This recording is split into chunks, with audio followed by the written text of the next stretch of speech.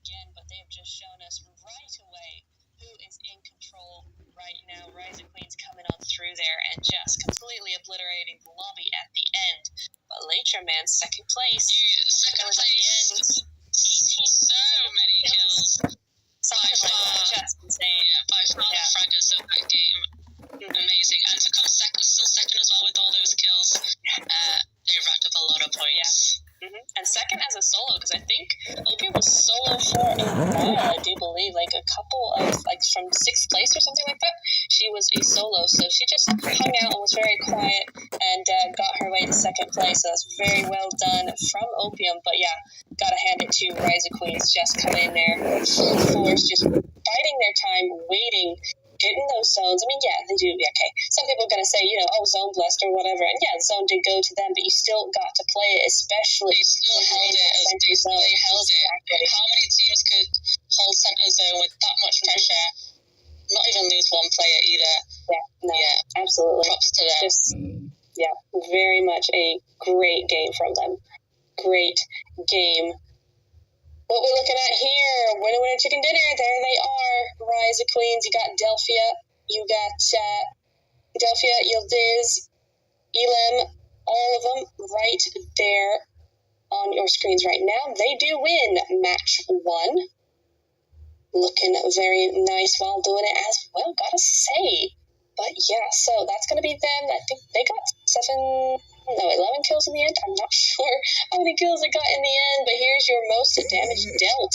Going to be Opium, of course. Yeah, she had 7 kills to her name, so 1,520 damage going her way.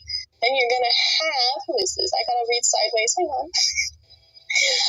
Loriachi. I'm glad you can pronounce that.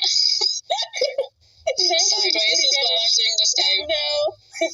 940 damage going her way, and then Sonder from Latra there with 768 damage as well. It should be no surprise that 2 from Latra are in this top 3 with that amount of kills that they got. I mean, they just dominated the lobby in terms of those Elam points. Even though they only, I say that with parentheses, only came second. Quotation, only came second.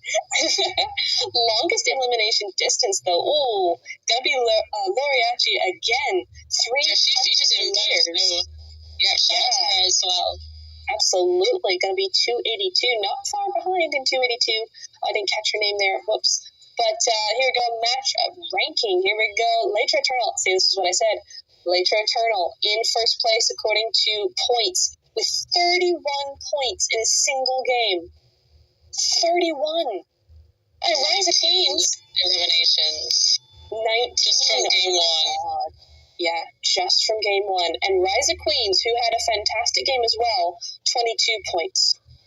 Far below Latra. That is just insanity. It really just shows you what a game Latra actually had. K Diva's coming on in 3rd place there with 18. And then the points go on down. So you got 11, 9, 6, 6, 5, 4, 2, 1, 1, 1, 0, 0, 0, and all that. Because some of these went out a little early, unfortunately. They did their best, but those teams did go out with 0 points at the end because 13 to 16 gives you 0 points. So if you don't have any elims, you're not going to get those any points at all, really. So that's a real shame, but we'll see them in Miramar. They come back fighting. I know you cook quality for sure. Well, over in Minas Generalis, they tend to get a couple of kills when they land over there. So looking forward to that. Here's the graph, though, Majesty. Here it is, and we're seeing Latra right at the top of it. Massive difference there for Latra in the lead. Can't argue with that at all. No. No argument whatsoever. And Rise of Queens, not even halfway through that. I mean, again, they had such a good game, 1,200 damage. The Divas as well had, that's a Rexpex logo. Apologies, I'm not entirely sure who that is. No, it's not. It's the Divas, I'm pretty sure. But anyway, 1,500 damage as well. So those damages are really, really good for a game like this. 7 and 8 kills as well. But they're just completely outshadowed by Latra. Yeah, it's a shame if the other teams, also had a good game. It's just a shame that Latra were just so dominant in that first game and overshadowed. Just completely. So many. I mean, Yeah, I mean, that's what else is there to say? Later just completely, they won the game in terms of points. I mean, goodness. Oh, but they didn't. They didn't win in terms of placement, and that's going to be Rise of Queens' logo right there, stamped all over Erangel as they win that. Next game, though, is going to be Miramar. We're going to be heading into that fairly soon. Oh, here we are again. Hello, everybody. Yes, every time I get a shock. I know. I'm like, okay, be ready. Just see if later, with that confidence from that first game and all those eliminations, how they will play the next game, whether they will decide to push teams again, try and get those kills. With that confidence, I would be sky high. I would be like, let's just go for it. We've played it okay in the first, well, I was going to say played it okay, but unreal first game from them. Like, we just played it okay. Could be better. The confidence they will have now will be good to see Miramar if they go ahead and keep that up. They again from them. Would love to see that momentum going through into Miramar. Our momentum is going to be refreshed by a 3-minute or a few-minute break while we get into this next game, get that all sorted out, and we will be back here in just a few minutes. So don't go anywhere and be ready for that Miramar game. It's going to be something. See you in a bit.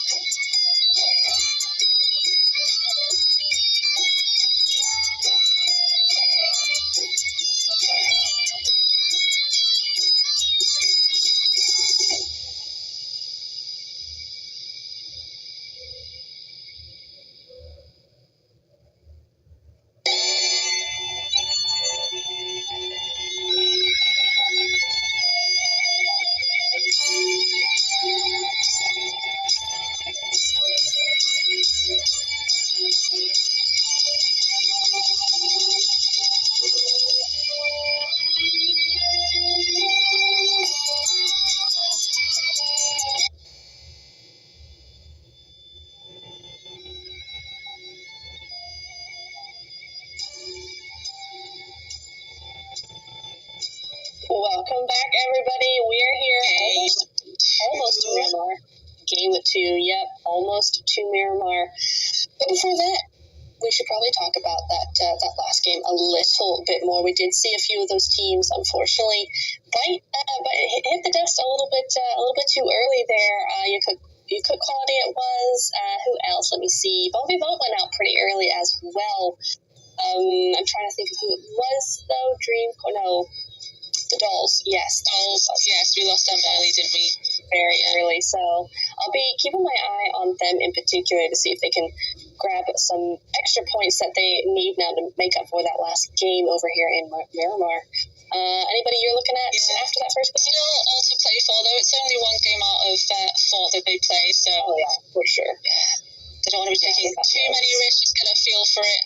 Hopefully after that first game, they'll be able to come back in the second one and get themselves some points. I want to see everybody getting points on the board.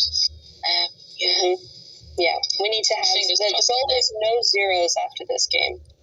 0 zeros. We want points on all teams everywhere on that leaderboard. But yeah, going into the next game, I don't know who to look at besides those, looking at maybe a win here.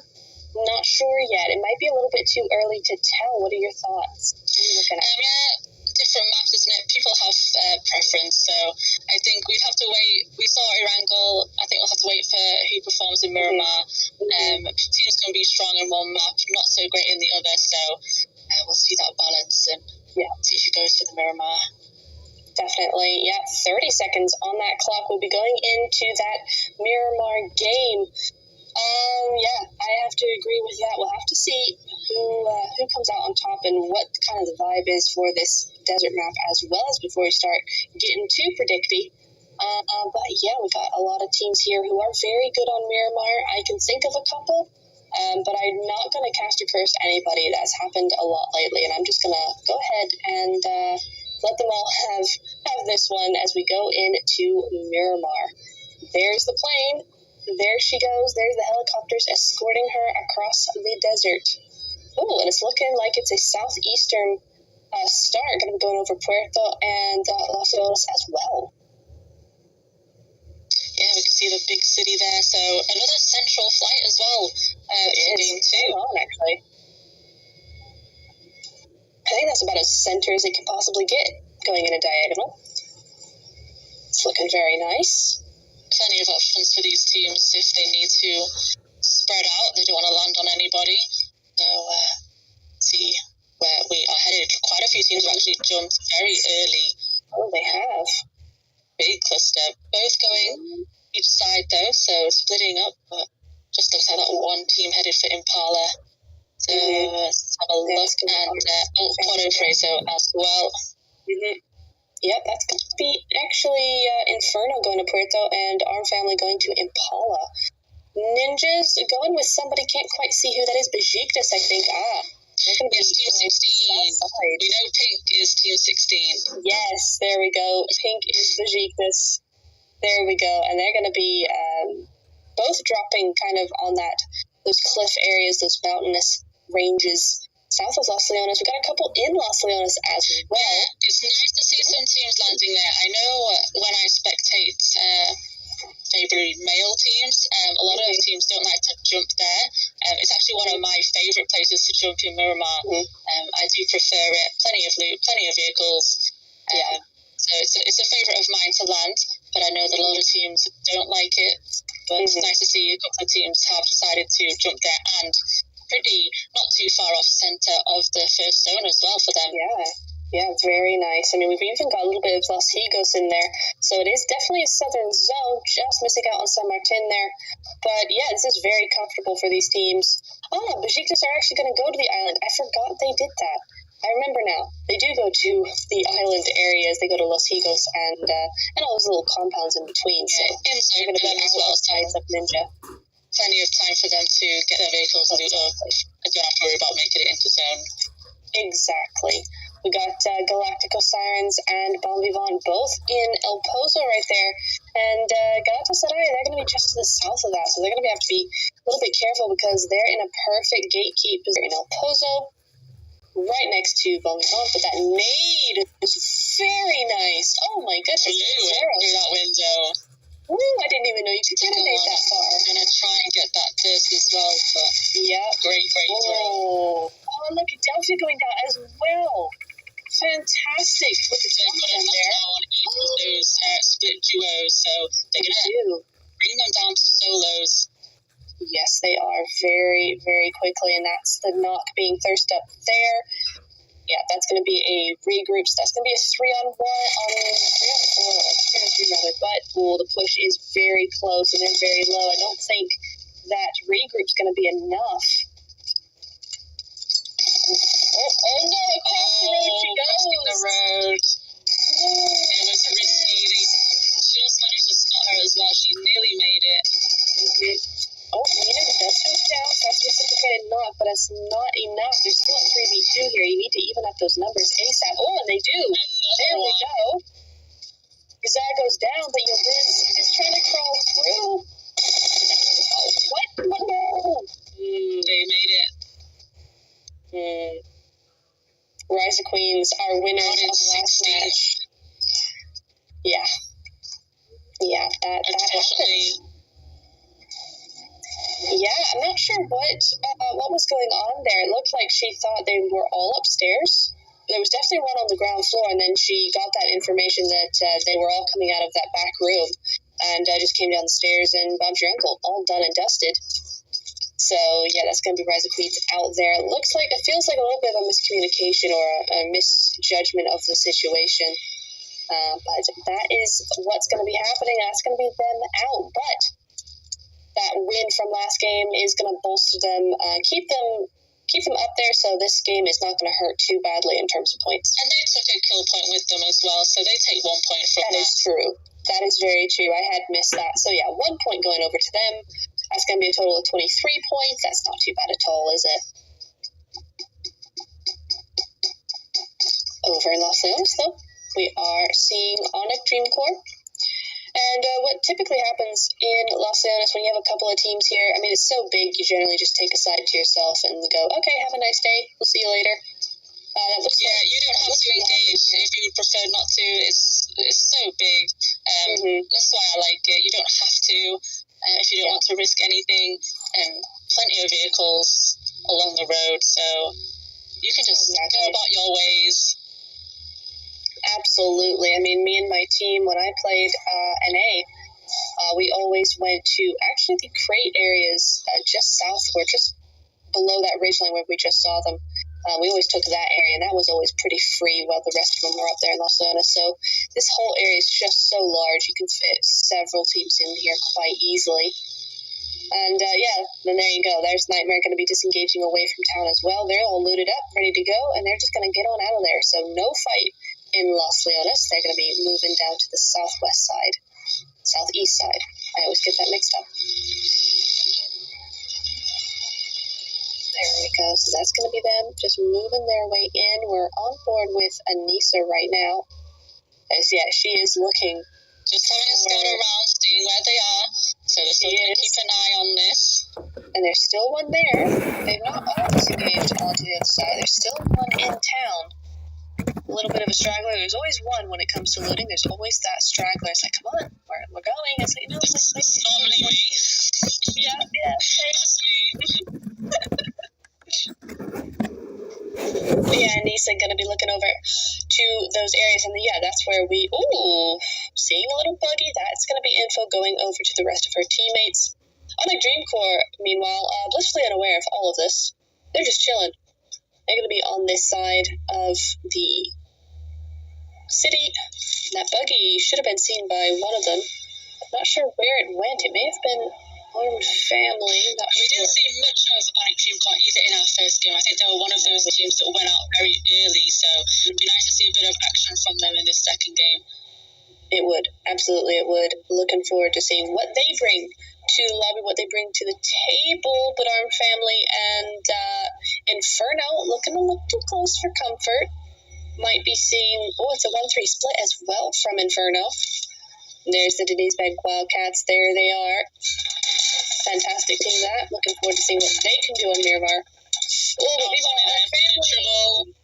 Mm-hmm. Just got that 1-3 split going for Inferno, doing it quite well. And that's the sort of trap kind of formation that you want to use. New zone, though, there it goes. Going to be more to the south again, so Bajik is still going to be A-okay for now. And it's going down to those cliff sides. Not been a bad first couple of zones either. Not many teams have had to travel too far. Most of them have already been placed in the zone, so haven't had to worry too much about traveling in. But now they're going to be compacted a little bit more there. That one team left in El Pozo as well in the blue zone. Oh, yeah. Yeah, Galacticos being those late rotators. But, yeah, going back to your first point of the teams all being a little bit squished together here, even more so when you think about the terrain of the specific zone. Down to the south of Los Llanos, there's not a whole lot of really usable ground up there. It's a lot of cliff sides. It's a lot of very rocky formations that aren't really all that playable. So that brings down the the land count to even smaller than what it is with that zone. So these teams are going to be compressed even further. And sometimes in these higher ground zones in Miramar, the vehicles can actually be dangerous. We just saw that our family player getting knocked out of the buggy. Sometimes they can slow you down. You can't get away as fast as you would like to out of those dips. No, it's definitely very skill-based driving, and even that doesn't work sometimes. Oh, but you could Oh, no, okay. Listen, You got me excited. I was thinking he's coming in this car and he's just going to get shot straight out of it. Oh my goodness. Turns out it's his teammate. Yeah, it's not fair when Maya's name is Purple. Oh, but she does get shot out in the end. Never mind. That's going to be ninjas. Okay. He's going to get that res pretty quickly, but now they know they're there, they're going to be a bit more careful. But yeah, one name's Brown and one name's Purple. It's not my fault, okay?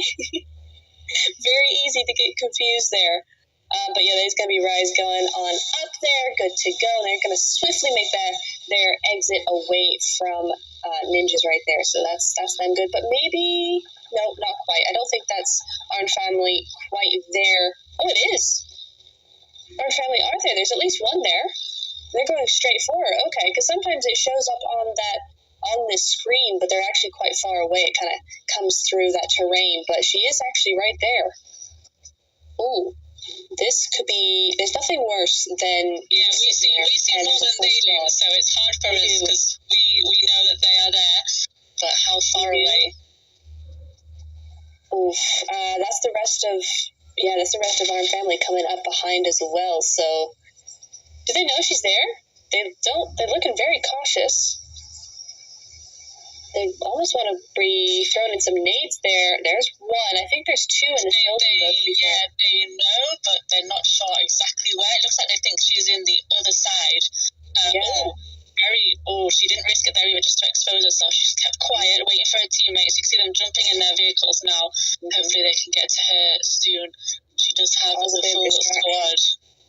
Oh, but that's going to be a nade from Mai. Oh, and that is going to be... to go for that one. She does manage to get a knock. Very nicely done. And that's almost the equivalent of 2 knocks right there, because Mai had to just heal up there as well, so that's a delay on her end. Teammates are coming down though. She might survive this. Teammates are here. They are already a trio. 1 HP with a Molotov. Very well done, honestly. Oh, no. Oh, Freeps. Hate me there as well, but Freeps is down. Alrighty. It's fairly even now. It has been evened up just a but that's Yuka quality coming around the outside. Gonna have to be very careful there. Nice nade, but not gonna quite do it the trick. There's the new zone, though. Meanwhile, while that's going down, it's gone over to the west side. So a little bit of a hard shift, but still it's big enough where all these teams are pretty much inside it. So it's only being problematic for a couple of teams there. Yeah, these 2 teams on the edge of zone as well. Don't have to ask. Sorry, I was getting so involved in the fight that I forgot what I was going to say.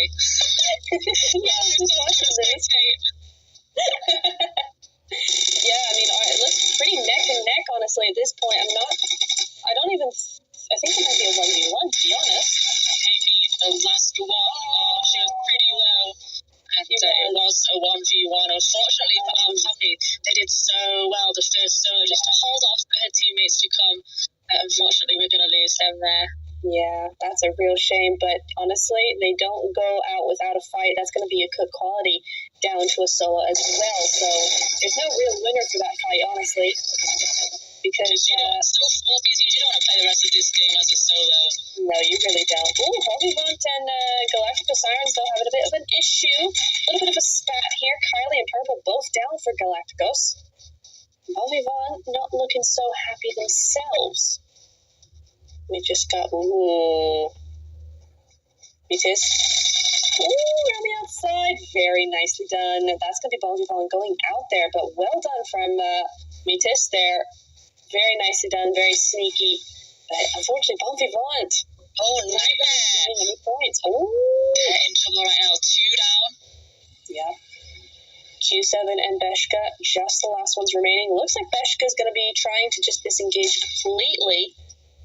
As Anissa does get rezzed on up, and that's a disengage right away. They want nothing more to do with, I think that's Surreal right there, yeah. But Anissa wants revenge. Okay. Yeah, Surreal there, just fending off their little spot there. And Surreal to get 1 kill point so far as well. And ninjas. Okay, so both these teams right next to each other. Shirazers does go down there. That's going to be Soul Girl very low. Loina and team going to be moving away from there. So zone's coming in. There's no point in having that spot anymore. And Dreamcore with their sprays as well. As Bajiktas have decided, hey, you know what? Trying to hold this stack on her own as well. Crafted a full squad. Oh, she was trying to do the rotation, get a couple kills off rotation, and Bajiktas just called her bluff and said, hey, what if we all rocked up to your one shack? And that didn't go well. Not for her, anyway. Oh, it's a real shame. Looking at Dreamcore, though. They are, right behind Lytra, actually. If they are still there. It looks like they might be. Looks like they've regrouped as well. I did see them in the kill feed getting a knock, so they've had a quiet start, actually, to this second game compared to the first one.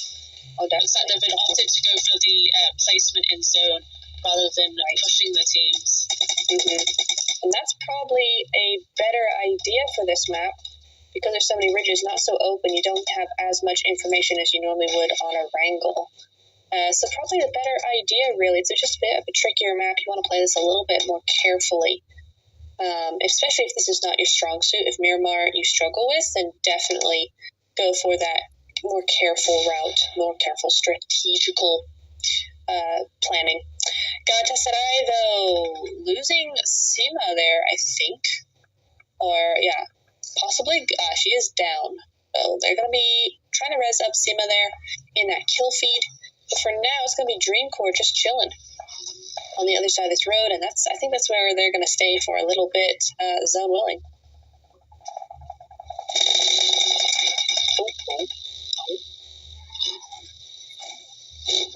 Okay, so there's Lytra there. There's somebody behind them as well. Can't quite figure out who that is as of yet.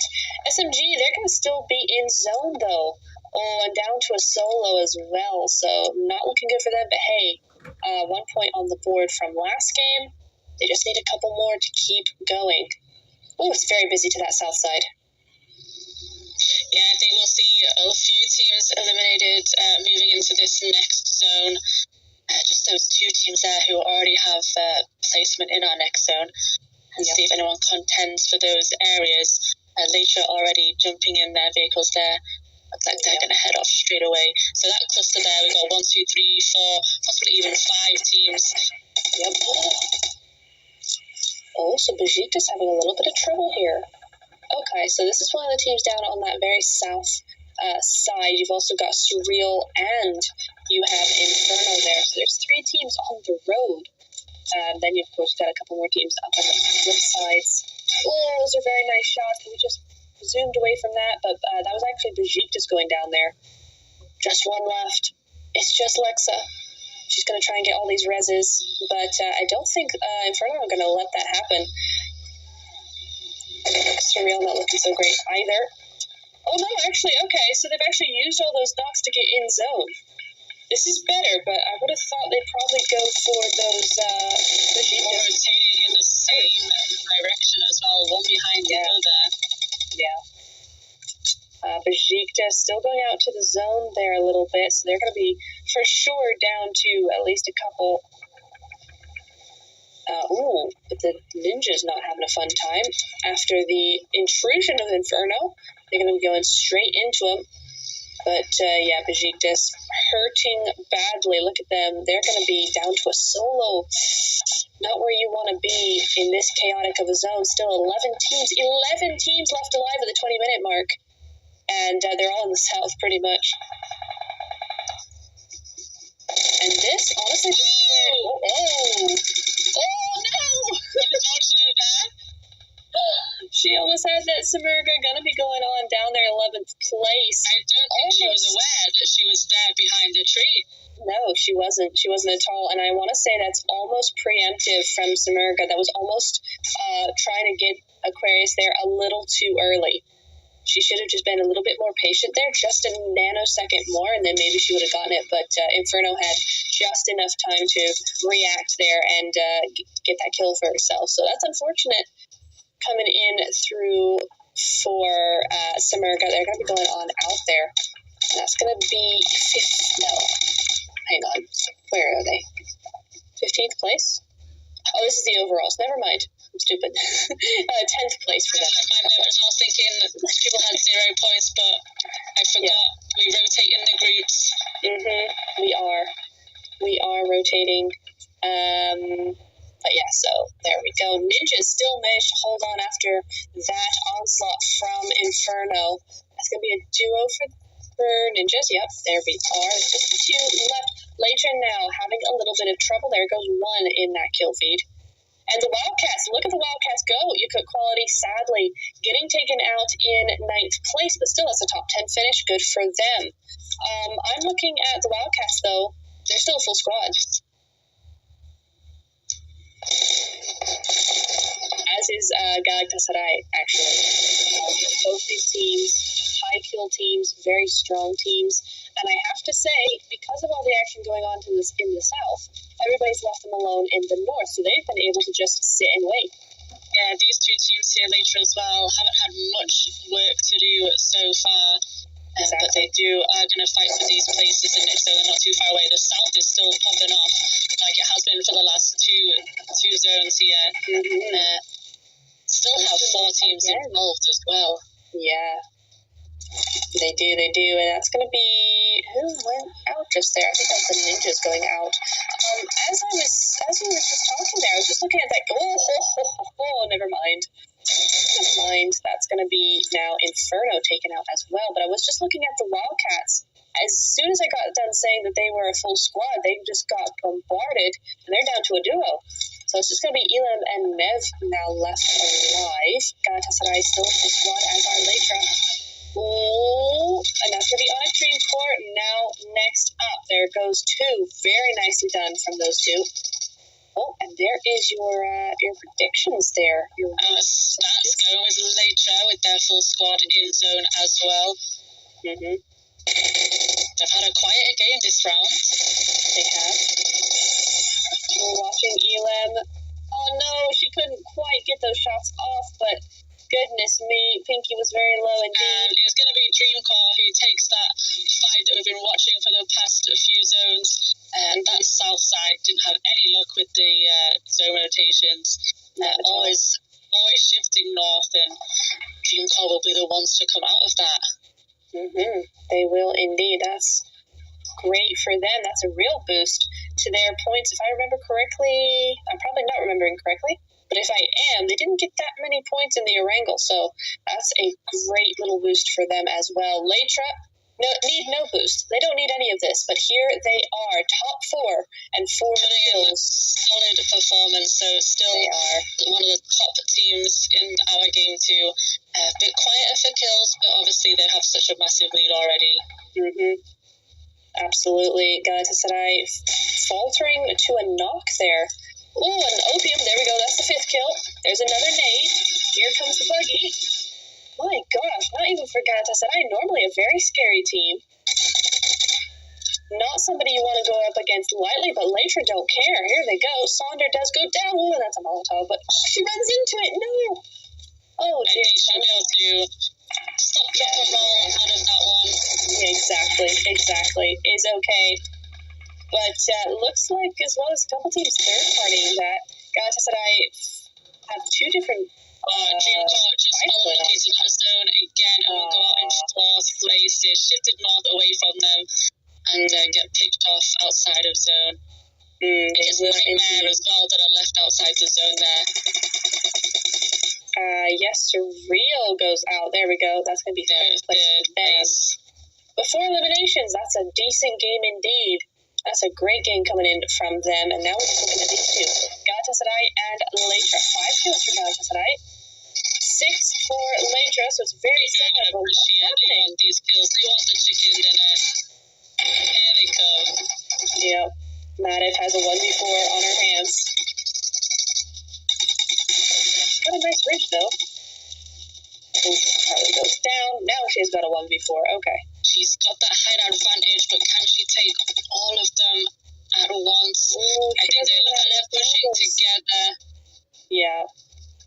She threw her last Molotov. No more nades. All up the ridge they come. Oh, yeah. That was very, very easy for Latra. Well done.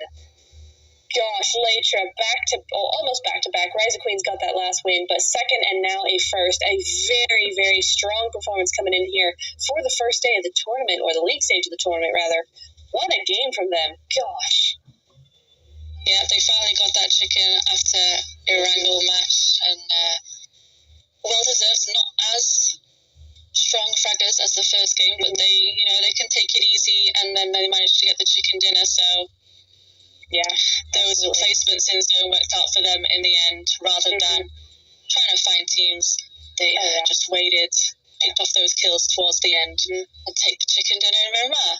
Exactly. I mean, what a game. I mean, they really just said, hey, we got the 19 kills from a wrangle, but we didn't get what we wanted in placement, so I think we need to step up our game in placement-wise and go ahead and go for that win. And I'm just amazed at how easy they made that fight look against Galatasaray, normally a very scary team, not one you want to really mess with lightly. They're very, very strong team, strong fraggers, but they just went through them just one by one very, very quickly. So GG's to Latra. That was an incredible performance right there.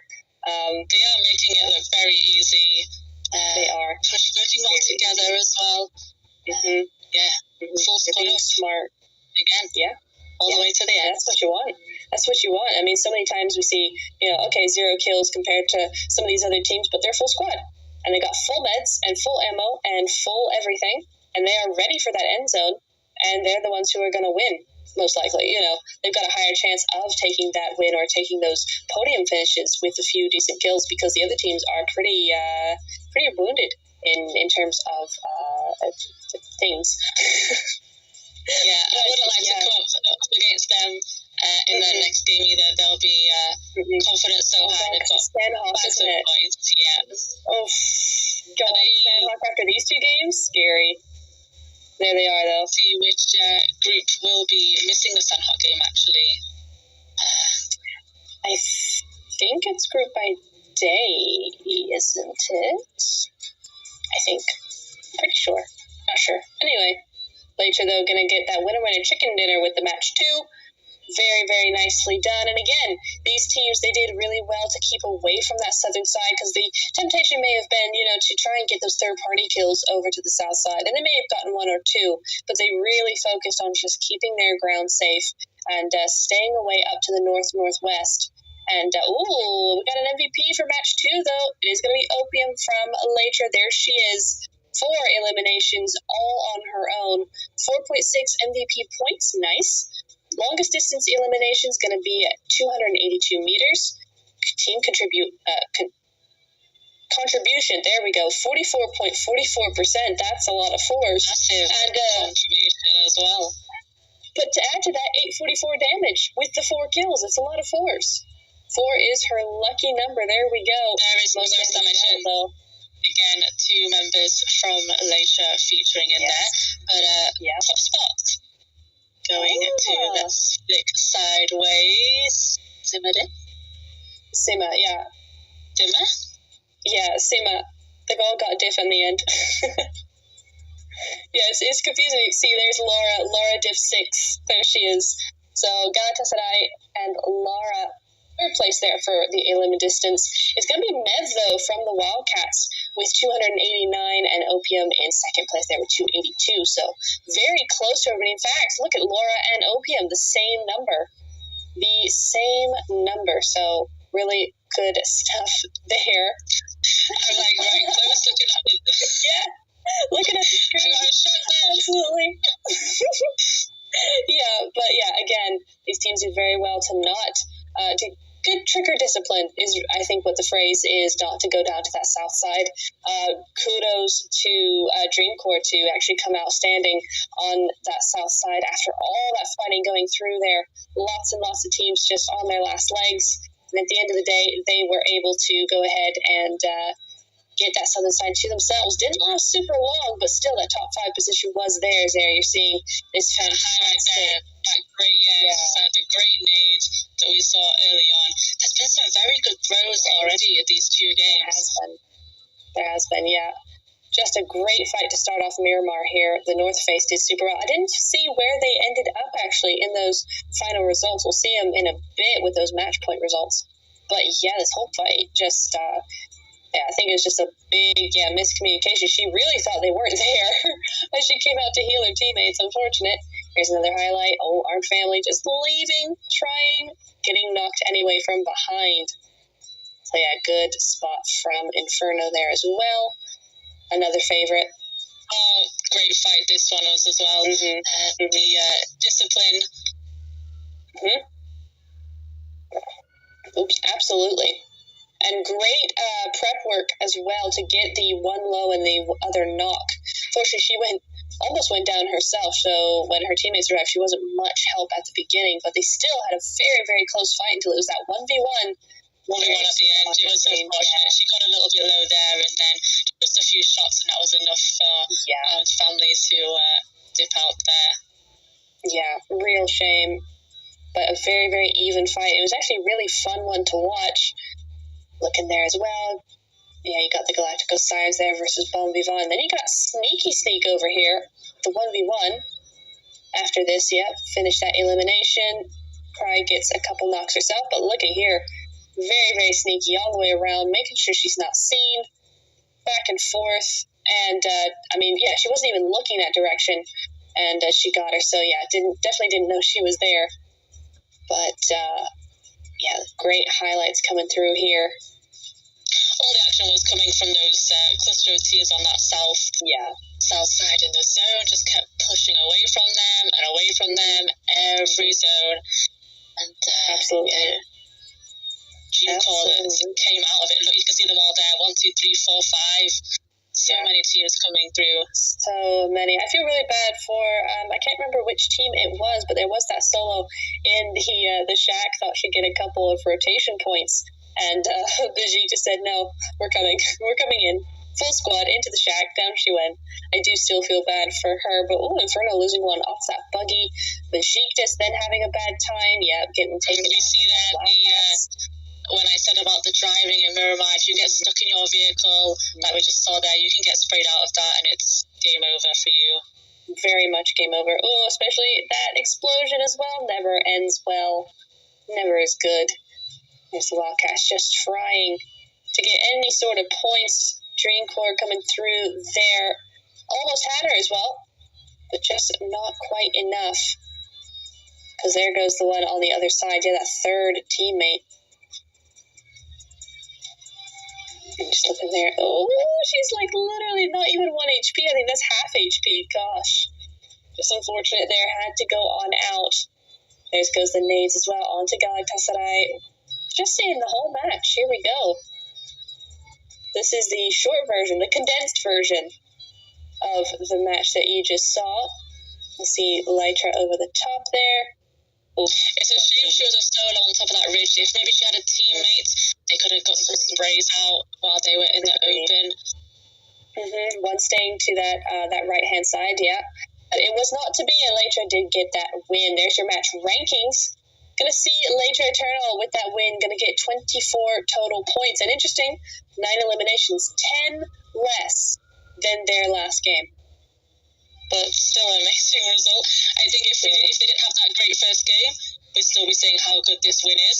But yes, absolutely. We're expecting so much of them now. Yeah. So we're like, only 9 kills. Wow, 9 kills. Come on, Leitra, step it up. You need to step up your game, man. Right? I mean, 71 total knockouts, only 31 total revives. That's 40 knocks that immediately just got taken out there. So that's a big one. Big result there. 12 total headshots. Out of all that fighting, you can only get 12 headshots. Yeah, they only had that 1 point, so it brings their elimination points up to 8. And yeah, so this is kind of skewed because Rise of Queens theoretically should never have gone out in last place. But those things happen, and that is the score as a result. So goodness me. So yeah, next game is going to be Sandhawk, and if y'all thought the Miramar was bad, Sandhawk is going to be absolutely chaotic. So that's going to be coming up in just a few minutes there. Just going to be waiting for that go ahead. But yes, looking for Rise of Queens for sure now to be going back with those kills or no, that's not what I meant to say. Trying to get on up with those kills, and we're going straight into Sandhawk. I think we've missed the flight. We missed it, and we're already landing. Okay, then. We're just going straight into Sandhawk. That's interesting. That's it. The one team there in boot camp. Let's go. Guys, there they are. And there goes the zone as well. Alrighty, then. So zone going to be going to the south. No islands for us. But that's alright. Even though it's a smaller map at the moment, I can only see those 2 teams there. Maybe headed to Kampong that are going to land together. So, yeah, they've managed to actually split themselves out pretty well. They have. So, Rexpect they're going to Kampong as well. So, they're back for the Sandhawk game. Do we have a disconnected player down at the bottom of the island? I think he could be headed for the ocean. Teammates of they're in Camp Bravo, so I think they're going to lose that member there to disconnection. Yeah, and if she doesn't drown, it's going to be Cave, possibly. But yeah, so that's going to be Goskilla losing one. That's not what you want at all. Because Goskilla, I think the last couple of games, they've been a trio. So if that's just one of their trio and they're down to a duo, that's not very good at all. I think that's an automatic med strat coming in for them. Respect there, just on our screens, we can see they've dipped out of Kampong, maybe tried to head to Lakawi. Not a favourite drop of mine if you went and land at Lakawi. So easy to get closed in there and picked off. That is true. They've just headed for the compounds just over the hill there. Didn't want to land in Kampong with the other team and face them too early. So pretty spread out for our first for our landings. Yeah, very spread out because these teams know as well as we do how bad it's going to get in the next couple of phases because they don't wait for endgame. Because the map is so small, there's no waiting for zone 4, 5, 6. It's zone 2 and you're already seeing a lot of fighting going on. So these teams want to stay as far away from each other as possible while they just loot up in peace and try and get as many of those points as they can. I am seeing that Goskilla are, in fact, a trio. So if they lose that one, there she goes. So that's going to be a duo for Goskilla. Oh, that's not what you want for a Sandhawk game, not at all. So I think that's going to be a med strat coming their way, which is highly effective. We've all seen, time and time again, how many teams in the top 3 actually get there by med stratting. So I've seen it as well. 30 med kits. Instant. Just the med strats that you can pull off in Sandhawk are insane. You think you're going to be out, you think the player's gone, and no, they keep healing and keep on going. Go for so long, get those placements. It's always so confusing for these teams in the final circle. They'll be the last ones left alive, or maybe there's 2 more, and then there's 4 more teams somewhere out in the blue just medding away, and so it really brings up the player count, so you get really confused about where you actually are, and it's like, no, you're second. You will be, or you're first. You're going to win this game, but there's still 4 people out there, and you just got to wait for them. Ooh, what we see in here, though, north. It was the north base, yeah, just going down there. Oh, they've came to the boot camp warehouses. Oh, no.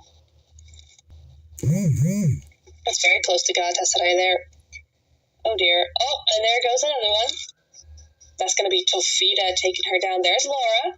Warehouse is a bit more difficult to move out of if you get surrounded, especially if you get someone rotating in through Paradise as well on that hill. You can be sandwiched in there between boot camp and the top side. But Galatasaray is not even wasting any time. They're going to push here. Oh, yeah. Very, very timely team. They got good comms, got good strats. And look at that. Just the line they're putting forward there, making sure no one can get into that water, which would have been my choice. You know, if you find yourself in a bit of a situation in those warehouses, just get to the coast and jump in the water. You should be okay. They are. And we're seeing them already start to behave as they have in previous tournaments. 4 kills on the board right now.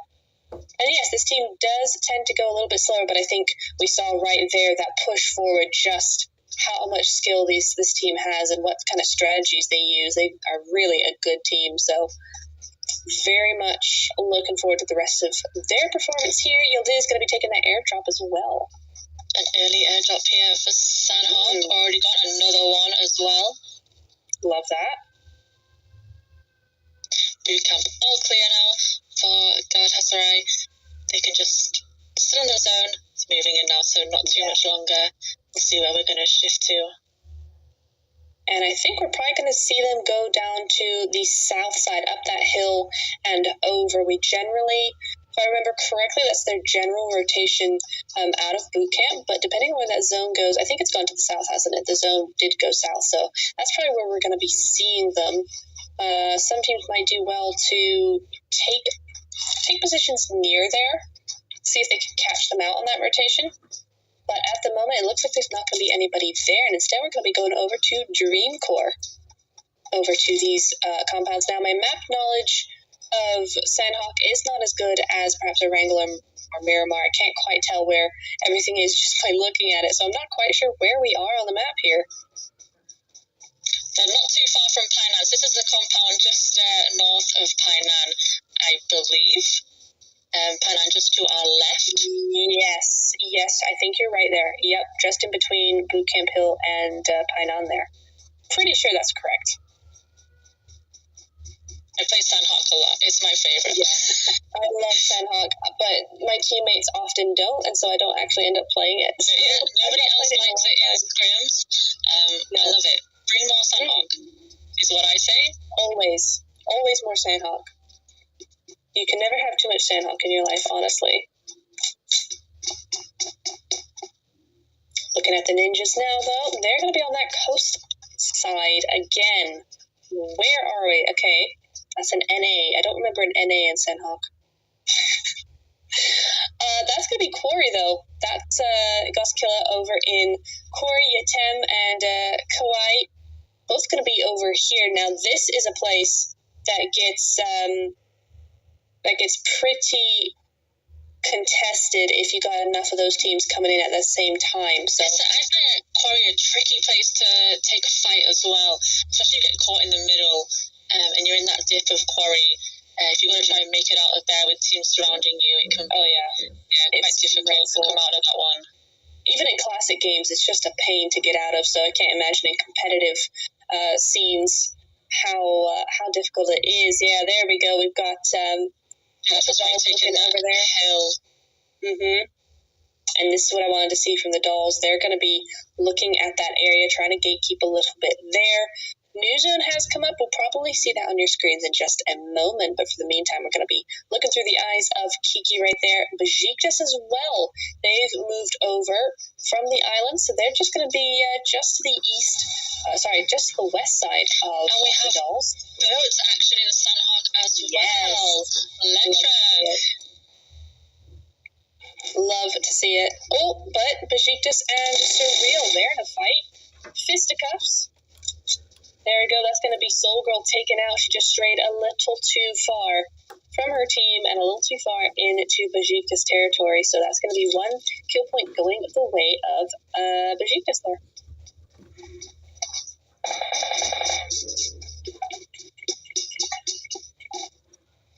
Lexa. It's a little bit too far there as well for any support. Sometimes when you get an early knock like that, when the team's that far away, you just go, well, that's a shame. Can't do much about that. You know, it's just too risky to go ahead and try and get that revenge angle or try and save them when you're that far away. This is going to be Cave Divas, though, looking different. They're going to be with their teammate. Okay, so that is the same team. It is not a different team. But they're just going to be by Sami. Now, this cliffside, very, very nice. Bon vivant. Somewhere in the distance. Not too far away, but I think they're going to miss each other for now. Oh, I think this is handing over of meds right here is what we're seeing. We're seeing some... Yes, I think a lot of teams like they have their med, they have that one person, if they want to pull off that med strat, they're going to give all their med kits to them ready for those final zones. Here we can see that zone now. That's decent, honestly. That's nothing horrible, is it? Still pretty central. Yeah. The Wildcats playing this very, very quietly. Look at them. They've just come down from their area, and they're free up there. If the zone goes up there again, I would really hope that they would be able to hold on to that area because it's completely free.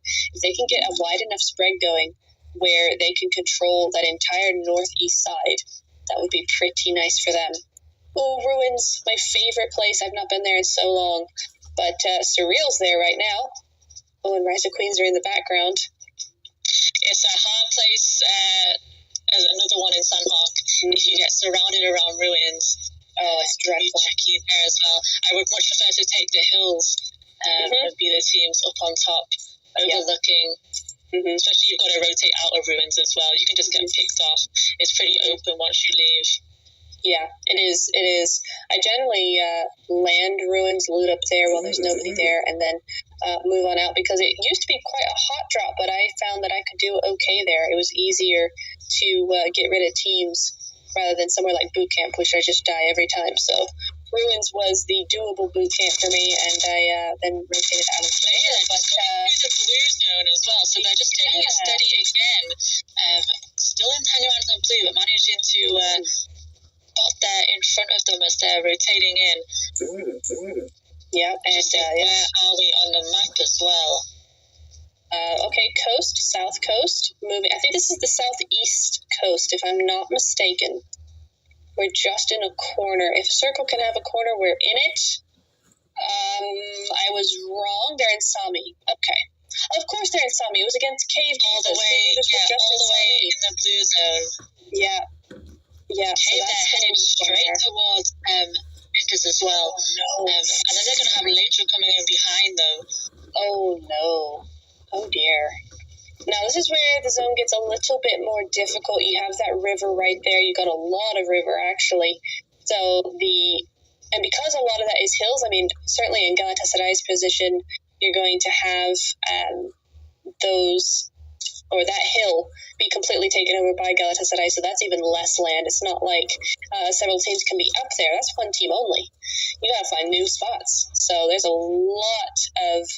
there's not a lot of land to be taken there. Cave Divas, they're going to be one out in zone. I think they're already doing that med strat because of... Only 9. I don't think it will be enough to get good placement. With only 9, I think we need a lot more for that. Especially pulling that off so early on as well. Exactly. Maybe she has some time to look around Sami a little bit more. Try and find some more med kits, but that'll be a tough ask. Or maybe they're waiting for ninjas to just leave, like just get out of there. So they're just going to wait that out a little bit, use a couple of those meds, and then run into zone, because they're not too far away from it. So that could be... They could regroup, but then obviously they should coming through, past them as well, but have to wait a little bit longer if she can hear them coming as well. No, yeah, absolutely. Difficult to say what their next move is going to be. We're just going to have to wait and see. I think they probably don't really know either. It's very much dependent on Leitra and what they do as well. Galacticos, though, stationing themselves underneath that bridge. And speaking of the devil, here they are. Leitra plays only in Sandhawk. Maybe it's one of their favourite maps. Yeah. We haven't seen them do this in any of the other two. Obviously, the smaller map. It's a smaller map, isn't it? So you got a bit less time. You're going to be pushed all together. So maybe this is just how they play this. 43. Sorry, did you see that? 43 first aids. Who, for Leitra? Yeah, I think so. They're ready. She's ready. She's ready to be left in the blue. Very, very ready. Still very early, though. See who they run into. But that's a lot of medkits. They're definitely going for that one. Most definitely. So, going to be interesting to see where they go. And it's interesting, they're already, you already prepare, but it almost looks like they're already going for that strat. So I don't think that Sandhawk has been kind to them in recent weeks. And that's going to be their reaction to that, is they just want to make sure that they have that med strat going in place already, so that by the time they actually get into some fights, and probably if they think they probably will lose them, then that means that they have a safeguard ready and waiting. So not too bad on that side, Majesty.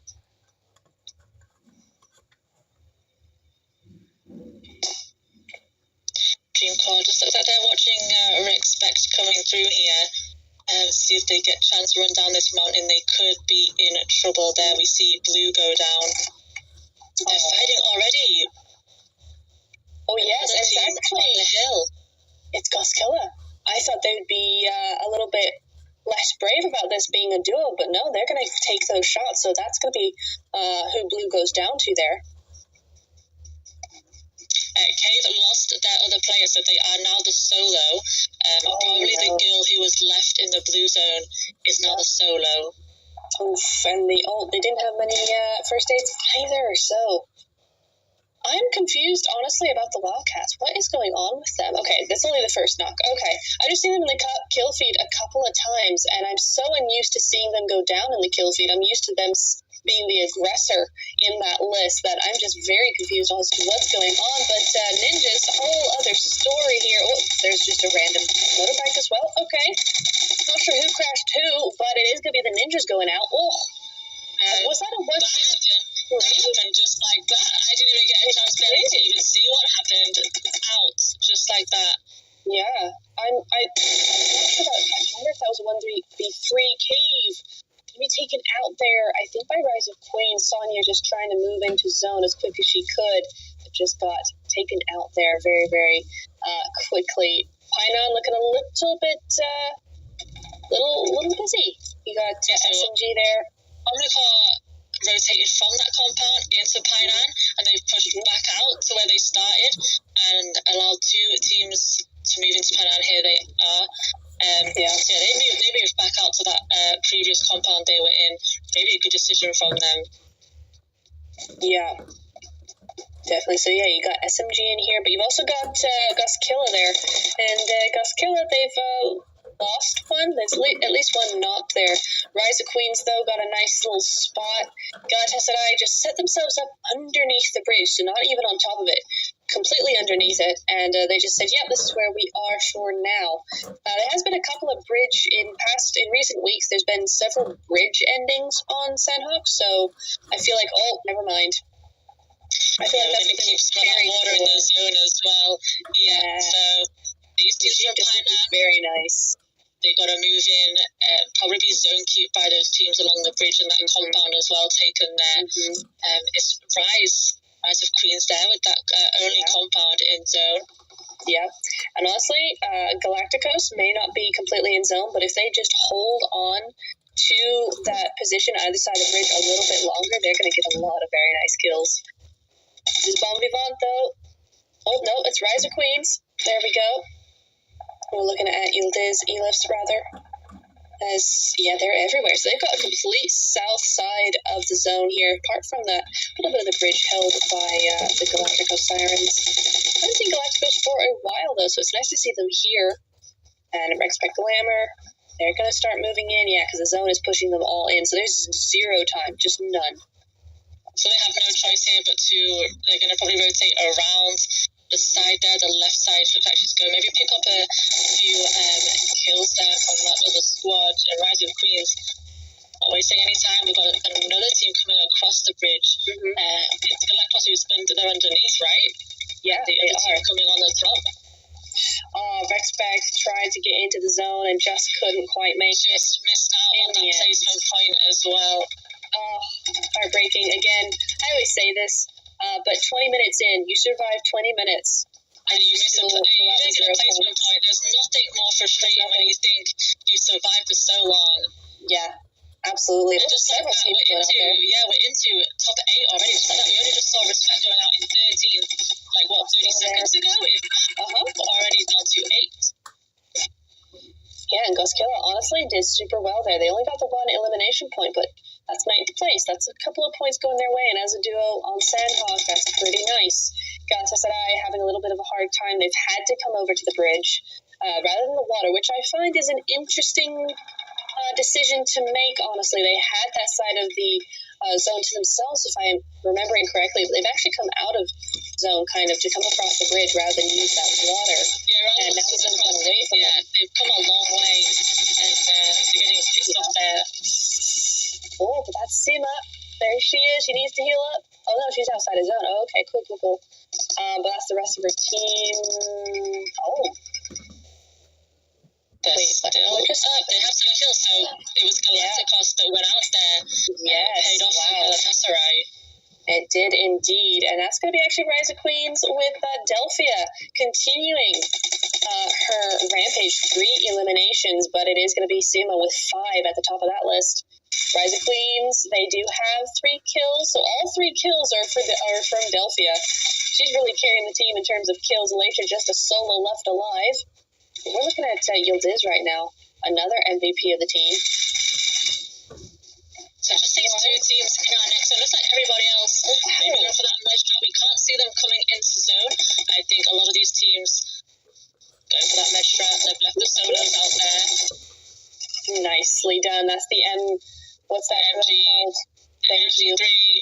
There we go. I was going to try to MQ5, but that's not it. It's bad. It is, as demonstrated by Rise of Queens.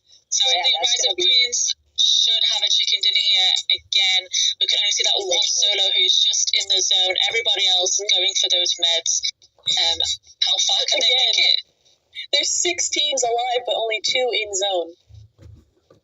That's crazy, and it really messes with the numbers. I think, for Rise of Queens, unless something miraculous happens, they're going to pick up another chicken dinner. And that's Eddie. Yeah, that's Eddie from the Wildcats. She could do something here. That's going to be Surreal taken out there, I do believe. That's Galatasaray. Yeah, that is. So it's the latest solo that's left. Later and the Wildcats. Oof. And it's Eddie. She can do nothing. Placement for them. Yeah, it is. So that's Rise of Queens victory, I think. They want to get this Wildcats player, if they can, extra kill point for them. Eddie's just making a run for it. Can she steal a cheeky kill here before she goes out? Has she got time for a med? I don't think she has, and she has no meds. So that's going to be Wildcats out in 3rd. 1 kill going their way, but that's going to be 3rd. That's a lot of points. Still saucy. I mean, I think Sonda here can just... Actually, no. She can't just let herself die. She could still be in 3rd or 4th place.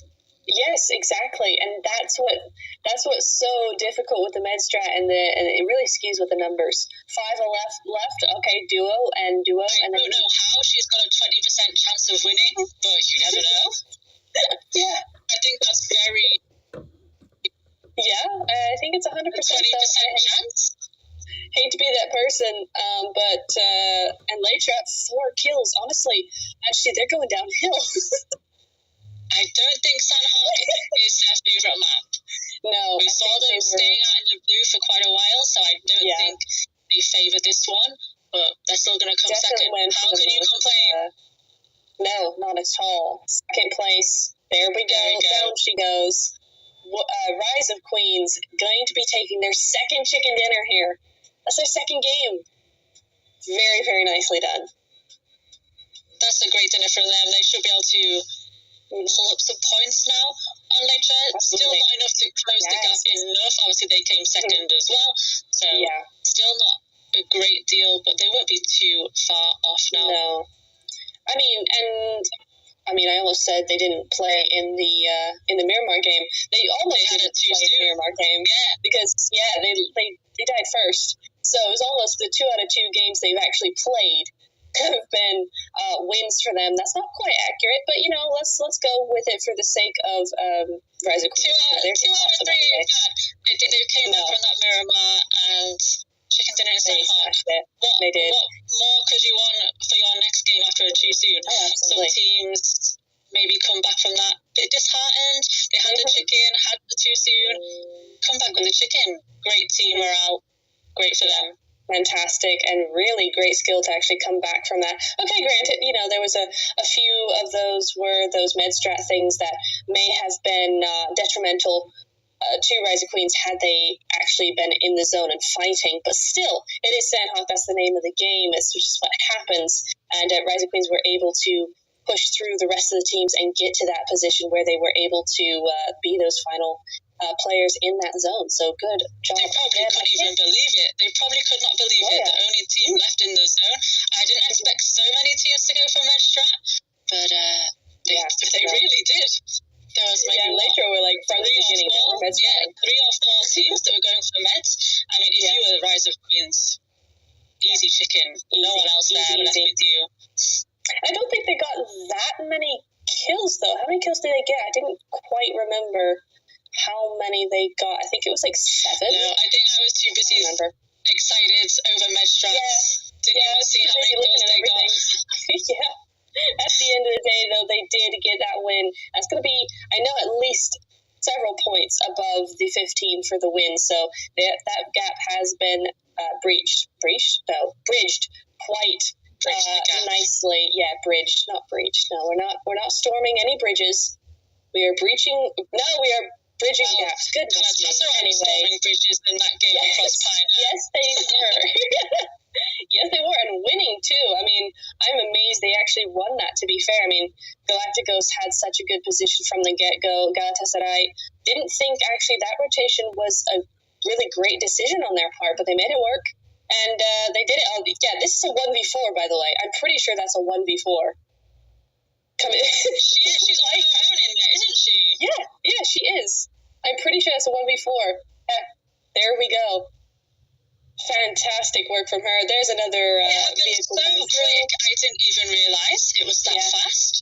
Yeah, it was. I think they just stormed it, and then she was able to just get them all. So very, very well done there. Bon Vivant, again, another team that's tending to struggle just a little bit here. Hopefully they can gain their momentum in the last 2 games. Maybe even, okay, if you want to write today off, there's always tomorrow. Oof, never fun. 4 kills for Leitra, though, so even though they got those placement points, not a whole lot of just that battle on that bridge between Galatasaray, who rotated all the way around to come through the blue into the zone that way, paid off for them, though. It really did. Rise of Queens, there we go with Besiktas, because I thought Besiktas were going to have this one. They had such a nice position in that zone, but Rise of Queens just came up with the MG3. Yeah, so Rise of Queens winning that with maybe, 8 kills? If they eliminate these 2 last players, so 8 kills for them. That is 8 kills. That's very nice. Oh yeah, very nicely done. I think they got 1 more, if I'm not mistaken. No, I don't think so. So that's going to be 8 kills for Rise of Queens. Yeah, that's a really great score. That's going to be 23, if I'm doing math correctly. 23 points, I think. Yeah, math's not my strong suit, so feel free to correct me at any time. But yeah, there we go. Rise of Queens getting that big old win. Match 3, all theirs. And what a game that was. Again, very chaotic. It just goes so fast in Sandhawk. It's so hard to keep up with. It does. It really everything. does. I just love it. I tell you what, it's so much easier having you here because when you'll know this, when you're solo and trying to keep up with everything at once, you can't. It never works. So you're all like, you can't get one sentence out. I end up just saying, I don't know what's going on, just watch. Yes, I've done that a couple of times. Yeah. Where you just go, listen, I'm focusing on the game. I'm just being one of you right now. Yeah, sometimes when I'm watching so hard, I forget I'm supposed to be saying things. Oh, yeah. Yes. Yeah. Always so much fun to focus and just watch the game. You got to be a fan first before you can go into this game professionally because it takes a lot of time. You spend a lot of time, even just in game with those 20 to 30 minute matches. So you got to love this. But there's the most damage dealt, and we're loving those numbers. Look at that. Going to be Sunny from Leitra there with 618 damage. The damage has almost doubled from the last game. Yes, it has. You're right, it has. I mean, there's Besiktas Lexa there with 549, so quite a big gap between the two. But then only 23 points, damage points between her and Sima there from Galatasaray as well. So pretty even stuff. But yeah, Sunny just going way above the rest there with nearly 100 points. Longest elimination distance, though, is going to be Sima as well at 199 meters. That's way less than those other way less than... You don't have to shoot far inside. Everything is close combat, is close quarter. Yeah, you don't have many long range fights in Sandhawk. No, not at all. So 199, that's pretty far. Well done. At the end of the day, got Sunny there with 192 and 192 again from who is this? Kubra from Besiktas there. So again, how odd is that you get a longest elimination distance and it's the same meter, it's the same number. That's just that's a crazy the last round, it was the same damage as well. So it's very close with these ladies. Very, very close. Just such an even lobby. And I've said that before as well, is that so much of the time, there tends to be some mistakes happening or whatever that end up resulting in the loss of the team or whatever. But with these girls, with these kinds of lobbies, it's just so even. It ends up being more of, they didn't win this time, but next time they will do the exact same thing and it will work. It's not due to any sort of mistakes or hierarchies of the team. It's just that didn't work this time. It's just so even. So these lobbies are really, really fun to watch because it's really anybody's game at any time. I'm seeing a stat immediately, though. 52 total knockouts and 11 reses. What is that? So, a lot less than Miramar. Much less. Only 11 revives? Wow. Only less thirsty in Sandhawk. They are. I think you gotta be, though. You can't have 50 people still alive in Zone 4 of Sandhawk. It can't be done, so you gotta get them early. 48 throws. Can't revive that, can you? No, you can't. That's 4 of them. There's that. But look at that. 48 throwables used there as well, and 48 total eliminations. So that's a grenade each, really. 13,000 total healing, though. I mean, typically, what I've seen before is 6,000 to 7,000 healing in the other maps, and then 13,000 in Sandhawk. So that's pretty normal. The blue zone. Yeah, exactly. So, here we go. Match ranking, though.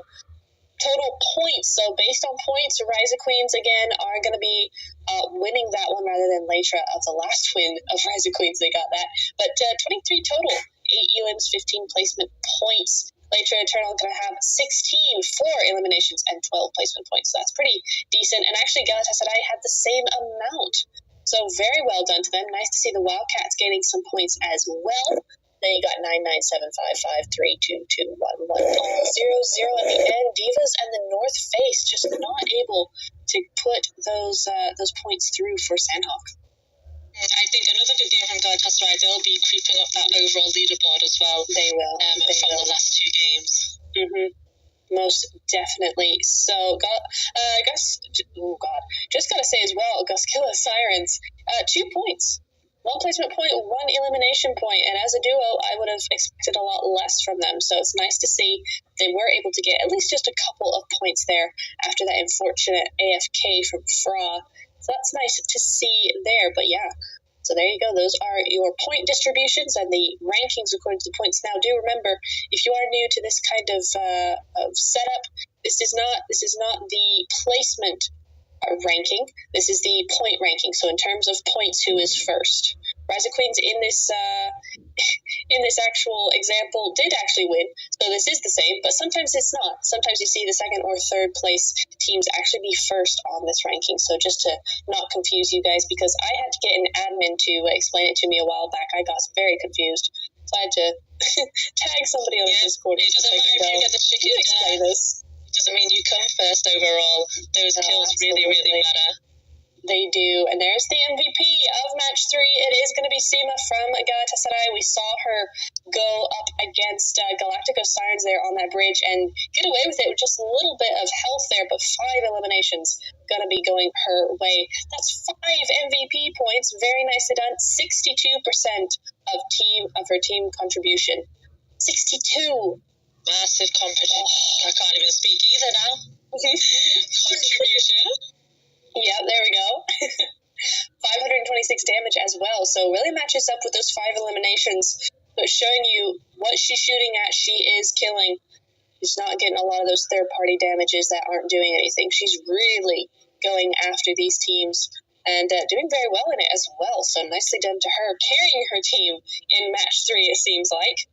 But good fragger there. Ooh, here we go. This is a little bit more what I'm used to seeing. This is a Rise of Queens down graph this time. It is. Rise of Queens with 1,158 damage and those 8 kills. But look at Galatasaray. They've got 1,597. So they actually win in terms of the damage points, the same amount of kills.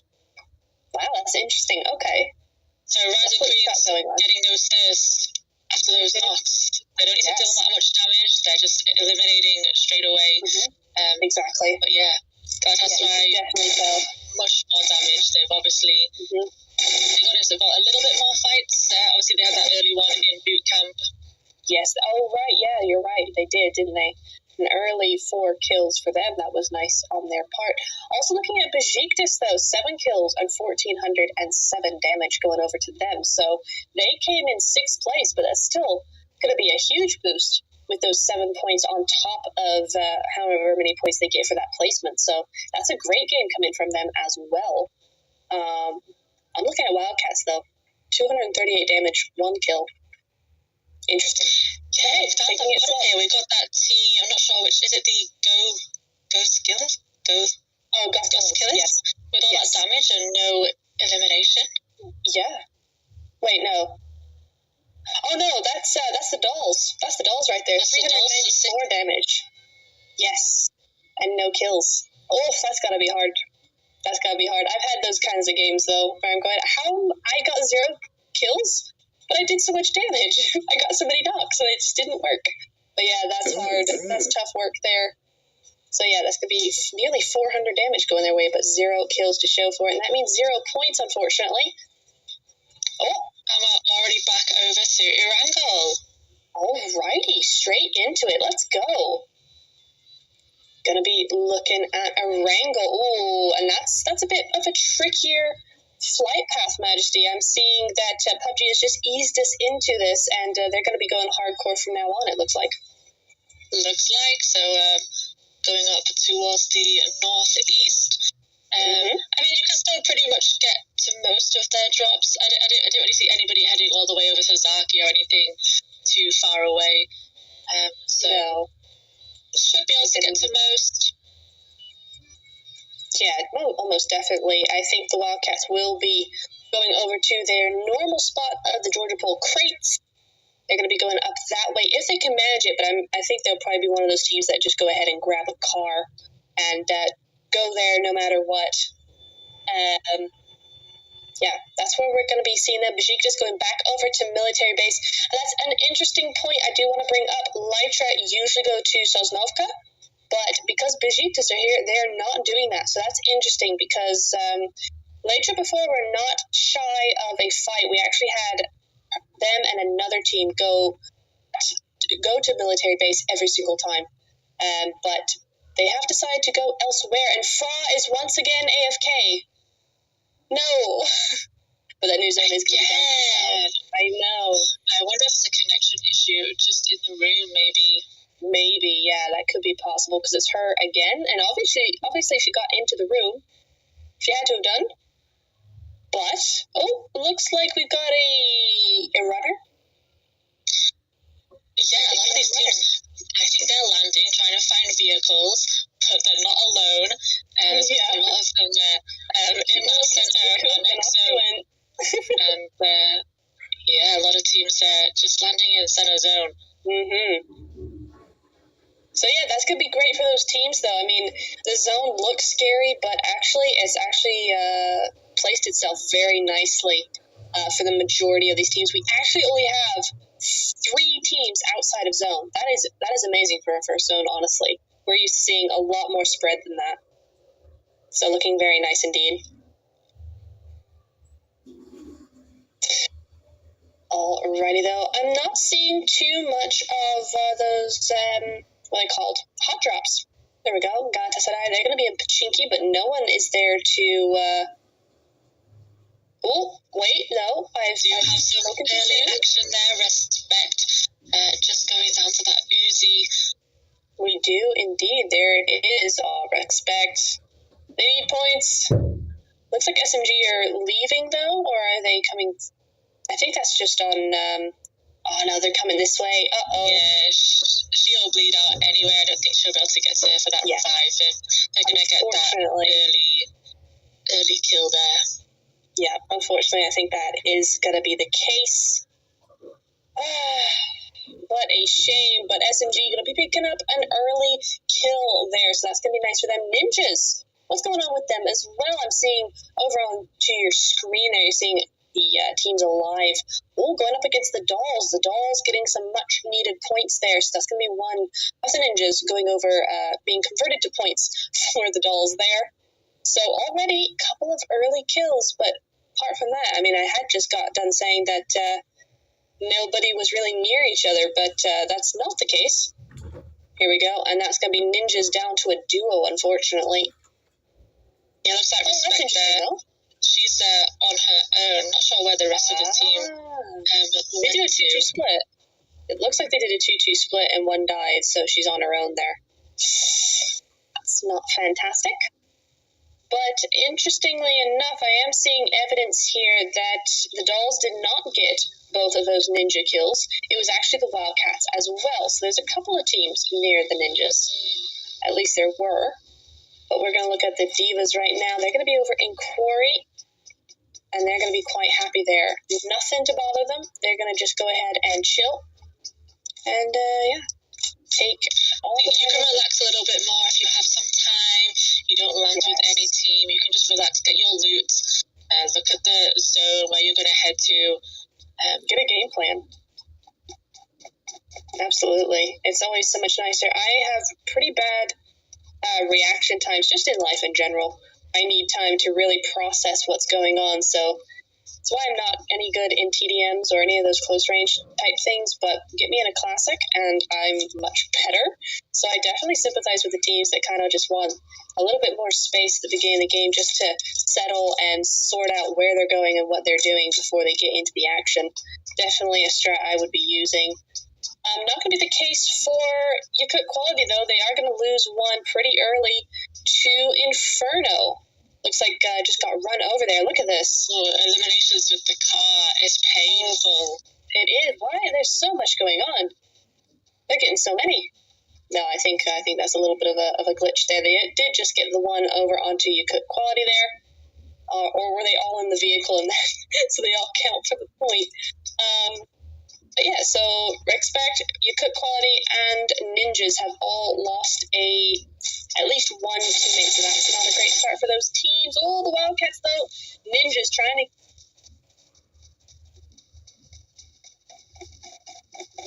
Not going to be happening. Let's just see. So they are by Gakta. Up there.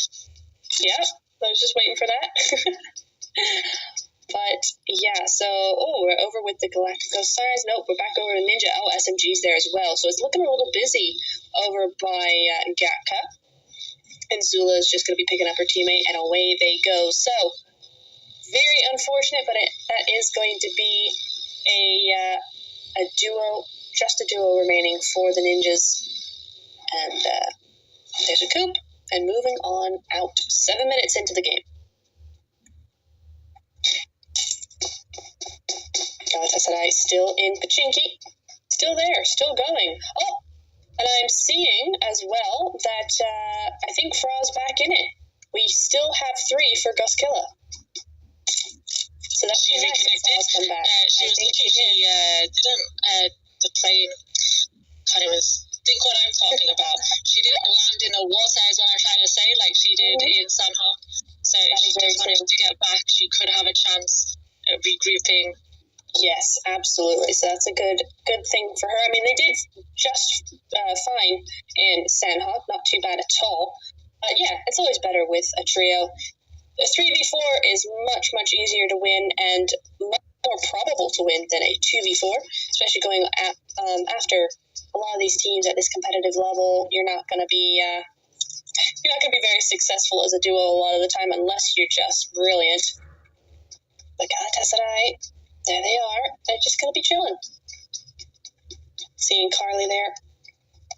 Good team, excellent team. We've seen it before. We saw that fight against, who was it now? The North Face in Sandhawk, just giving you a little glimpse of what this team is capable of. And we have two solos here in this compound. Oh, it is. I think so. Oh, no, that's a completely different team. So now we've got 3 different teams. Oh, she doesn't know. Otherwise, she would never do that, she's right? taken those shots and exposed herself. And yeah, so now there's 2 people that know. Oh, no.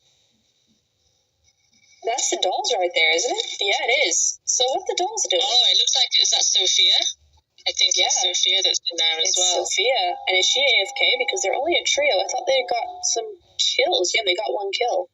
So I'm not sure what she's doing over there. If she's AFK, that's good for Blue because she didn't hear her. But interesting. We've got 3 teams outside the zone now. Galacticos, Surreal, and Goskilla. They're all outside that zone. They're all going to be coming on in. Orange Family, though, they are better. Ooh. I wonder if we're going to see any bridge camping going on. I think Besiktas is beelining. They're headed for the bridge. Let's see if they're going to stop there. It looks like Rise actually headed there as well. Yes, Rise do love a little bit of a bridge, kind of a bridge entrance camp. They don't ever go on the bridge itself, but they might take that lighthouse if they could, but Besiktas are already there. So. Gotten there already. I love that spot as well. It's so good, isn't it? I do love a bridge camp. It's always great, and my teammates... I think a lot of these teams look like they're headed towards the coast, so Ferry Pier, I think will be contested as well as around the bridge. Mm-hmm. I think most teams look like they're rotating there all in their vehicles. Oh, I think this is going to be very quickly. We're going to see like 4 teams die like in the next 2 minutes. That's my prediction. Definitely my prediction. I mean, we've got most of the teams all headed to Ferry Pier or the surrounding territory. There's no way these teams are all going to fit in. Oh, Fra does go out in the end. No, so she never reconnected. She just died slowly to zone. What a shame. But, who else is dying slowly? But this time not to zone, but to Divas. It's going to be Inferno. Inferno having a little bit of a hard time there. Oh, no, but Sonya does go out there. He's going to get swallowed up, but not quite enough. Bugs Bunny does go down. Great name, by the way. And that just leaves the one. Is she going to get... Oh! She did. It didn't work. Bro, how did that not work? Barely. I mean, she didn't miss on our screen, but I think she missed according to the game. Sometimes that happens. Oh, she's very, very lucky to be out of that one. And away she goes, but I think she goes into another teammate of the Divas, so she's got to be very careful there. No, she skirted past them. How did she get past them? She's gone. If you look on the minimap, she's by the road. How did she manage that? Very, very lucky there. And they're still looking for her. She's there. Yeah. What? Wow. I blinked and I missed it. She's gone. Yeah, she's just gone. She's a runner. She's a track star. That is for sure. They're still looking for her. They're so confused. Where has she gone? She's down by the road. There's her little name tag for us. We know where she is. Now. Yeah, wow, she's across the road already. She did. She got very far indeed. But now it's the whole squad seeing her? Nah. Yeah, exactly. That's an impressive feat for sure, but they're just going to if you're her teammate right now, you are ecstatic with her. Yeah, absolutely. Managed to sneak past a full squad right there. And continue on as a solo. And a lot of trouble. I think there's a solo left up for respect at the minute. I can just see them in the kill feed going down. Sniper confirmed there, so just a solo left up for them. Oh, that's a shame there. But, and you don't want to go out now. Still 16 teams. We're only 12 minutes in. That's the thing. No. We're all rooting for it. Stop. I'm rooting for this. No. Oh, she didn't have her weapon out. Let's go. Yeah. She's going to confirm that kill. Well done. And here comes the teammates now as well. Oh, no. Hey, nice Eurus. I want that. That's gonna be Mia coming on in, and now they know she's there, so she's got to skedaddle. Honestly, if she wants to stay alive, because as 3, they're gonna overwhelm her completely because all that info's gone over. Oh, there's a team coming behind her as well. Also, it's a very Pierre. That's Godzilla, isn't it? I think. Not sure. Oh, that's the Wildcats. There they are. Yeah, it's Godzilla right there. Well, the Wildcats it's a respect solo that they're pushing right now. Oh, no. Oiku there. Oh, and they know exactly where she is. There's Marina, who's the last one up. She's a good fragger, but can she hold off all of the names flying in? How did the names not they were eliminated there in 16. That's such a shame. She held out well, but that's 0 points going over. They had a good first game in Oracle as well. They did pretty good in the first match. Oh, what a shame. Oh, well, we got Miramar left after this game, and so maybe they can get some more points there. A little bit of a slower pace, so maybe they're able to just have a little bit more space to work with. Item and Kawai there just chilling. And no one's chilling more than that last player of Inferno. She's just going to be very quiet. I am rooting for this solo. I love to see it. Same. Love it. I want chicken dinner. Oh, yeah. I'm expecting it now. With those magician tricks. I mean, it was brilliant. That was fantastic work. And they are taking vehicles past her. She might get out of this one if she stays very, very quiet. Looks like they might have stopped though, or they might push her. She's a 2v1. Come on, she can do it. Meanwhile, though, there's something going on way in the north. We got, this has been going on for a while. It's the Dolls versus, I can't remember, Galacticos? Oh, no! She did take a kill with her, though, so... Oh, well done. GG's, though. Just know that we were rooting for you. I'm not sure that that's a good thing. Caster Curse, is that going to be a thing now? But we were rooting for you, and well done. Very much well done to you. That's definitely a clippable moment, nonetheless. Oh, Galacticos with those strats, though. Hello. Trying to get a little bit of a window up to the top floor, though, but Galacticos going to be taken out. Who is this? What? Who? Oh, the Dolls, right. Yeah, 60. Or 6D, rather. But yeah, that's going to be the Dolls taken out there. 14th place for them, but they have 4 kills, so that's a good few points going their way. Sirens have 3, though, but they've lost 2 in the process. And here's the Wildcats. Oh, and there's Armed Family right there. Hello. Oh, that's a tree, Eddie. Yeah, you don't want to crash right there if they've got a passenger. Oh, yeah, exactly. But, oh my God, they're doing it. Oh, and that one is getting shot. No, Elam, no! She's dead. She's so dead. That's the bad thing. If you're driving and you crash, that's the risk you take. Oh, my goodness. Just missing out of death on that one. Elam, and hopefully her teammates are going to try and do something about that, but I don't think they will. It's too open. They can't risk losing all their vehicles. No, sacrifice. And let's go. That's a real shame because Elam is definitely one of the main fraggers of the team. You don't want to lose her particularly, but hopefully the rest of the team can pick up that slack and get that going. She's going to try and get out of there, though. Elam will just sneak out. Laura's being very, very careful. Oh, they have picked her up as well. Very nicely done. Good teamwork. But away they go. Oh, but it's only a buggy. Is she going to get shot out? Yes, it does. And that's Laura. They could risk a second player as well.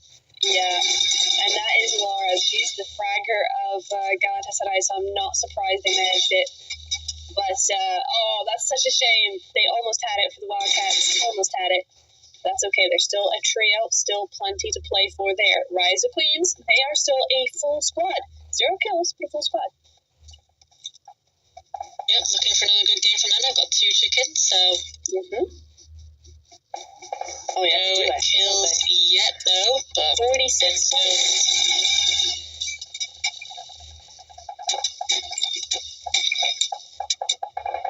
Oh, and you know what? You're right about the groups. I thought I read that the groups were rotating day by day, not game by game. But I tell you what, Lytra aren't here. Yes, so they missed one match. Yeah. I always get very confused when it comes to the groups. I have no idea what happens. It's very confusing. Oh, Rise of Queens get taken out. They were first. They were getting. They were stuck. I can't believe the Besiktas even survived in that shack. They were getting shot at by Rise of Queens. They've survived in there. I think with their help from behind. Snyder in the back. They were getting a little bit bloodied. Besiktas were on the bridge. How did Nightmare get across? They were on the island. What? Okay, we've missed a lot. Okay. Things happening. Just too many things to keep track of. But look at Galatasaray. I love Pachinki Hill. It's such a good spot. And with this zone, you can do so many good things. Look at Galacticos, though. Look at them. Super bold. Coming straight through. Excuse me. Coming through. Excuse me. Don't mind us. We're just going to go to the very north side. That zone should go south. all that driving. You would be... They're just in a U-turn. They're going straight back down. Oh, there we go. That's them coming straight back down. Divas on that western side. They're in trouble now after making that rotation back down. Yeah, they are. Purple's the last one alive. Oh, dear.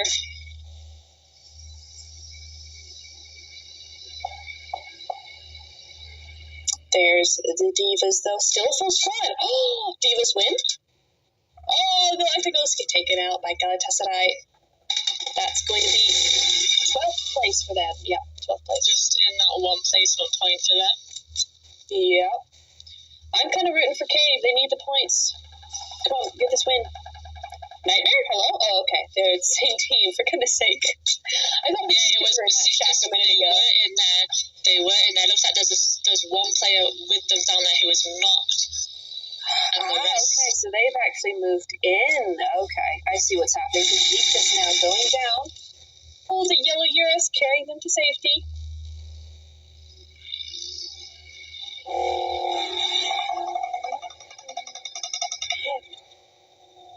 And again, the same as the first game, we're in the open fields to end. Yes, I have said this before. Arango loves the fields. Doesn't matter which fields, they just love fields, and it will always go to the fields. Like no major compounds, no towns, just hay bales.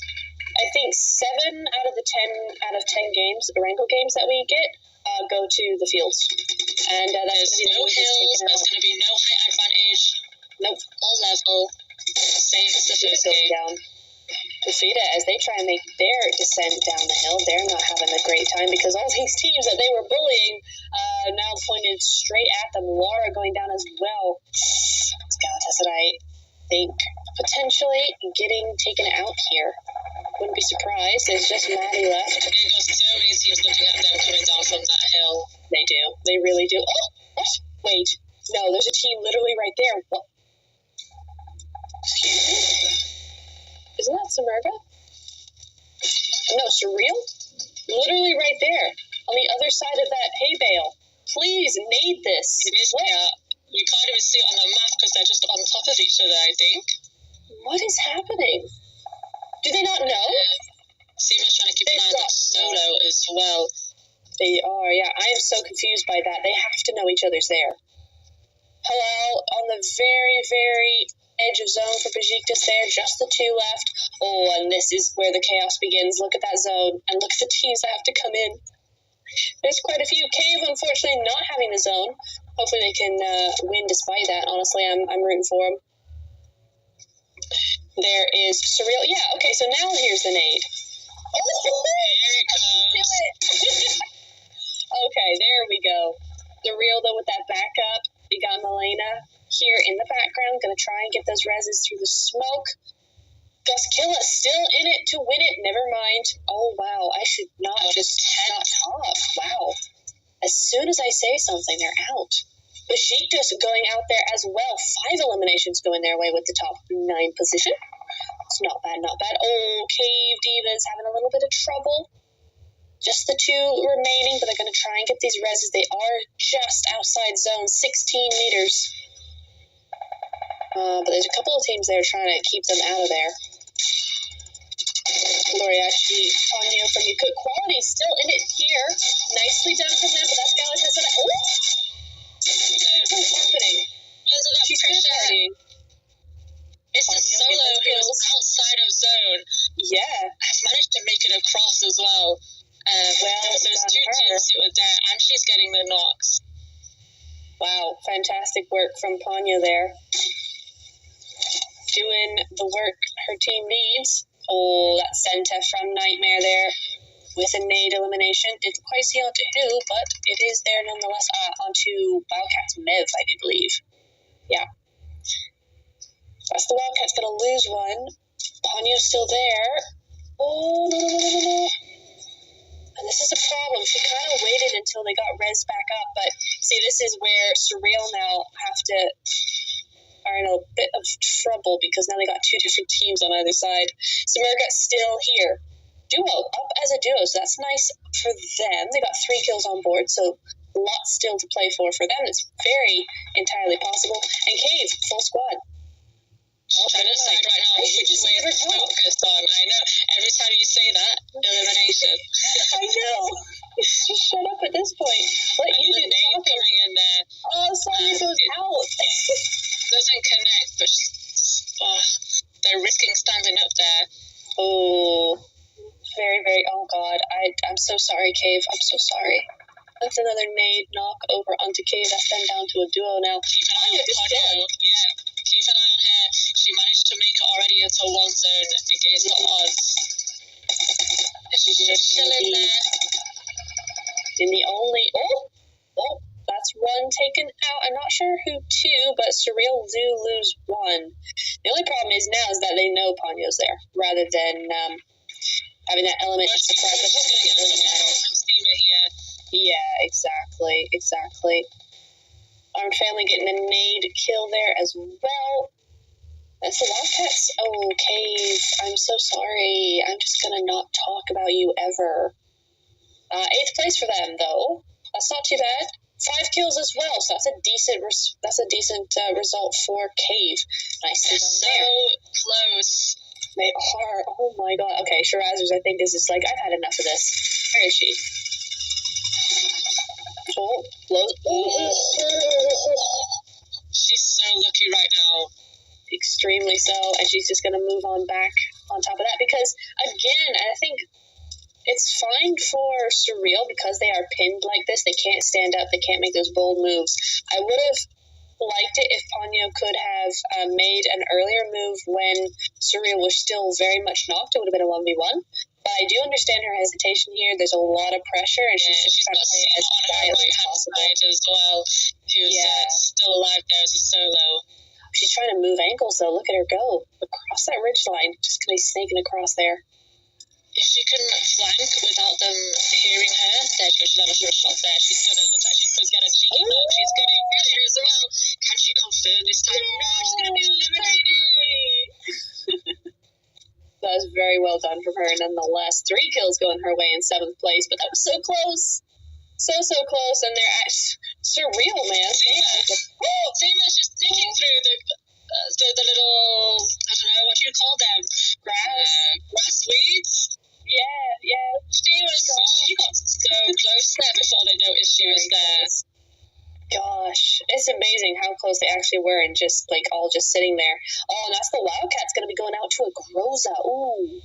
And that's Nightmare with 7 kills. Very nicely done, but it is Armed Family with that 33% chance of winning, as well as Samurga, actually. Both 33 and Surreal going out there, and lovely little nade from Samurga. Nice to see this coming from them.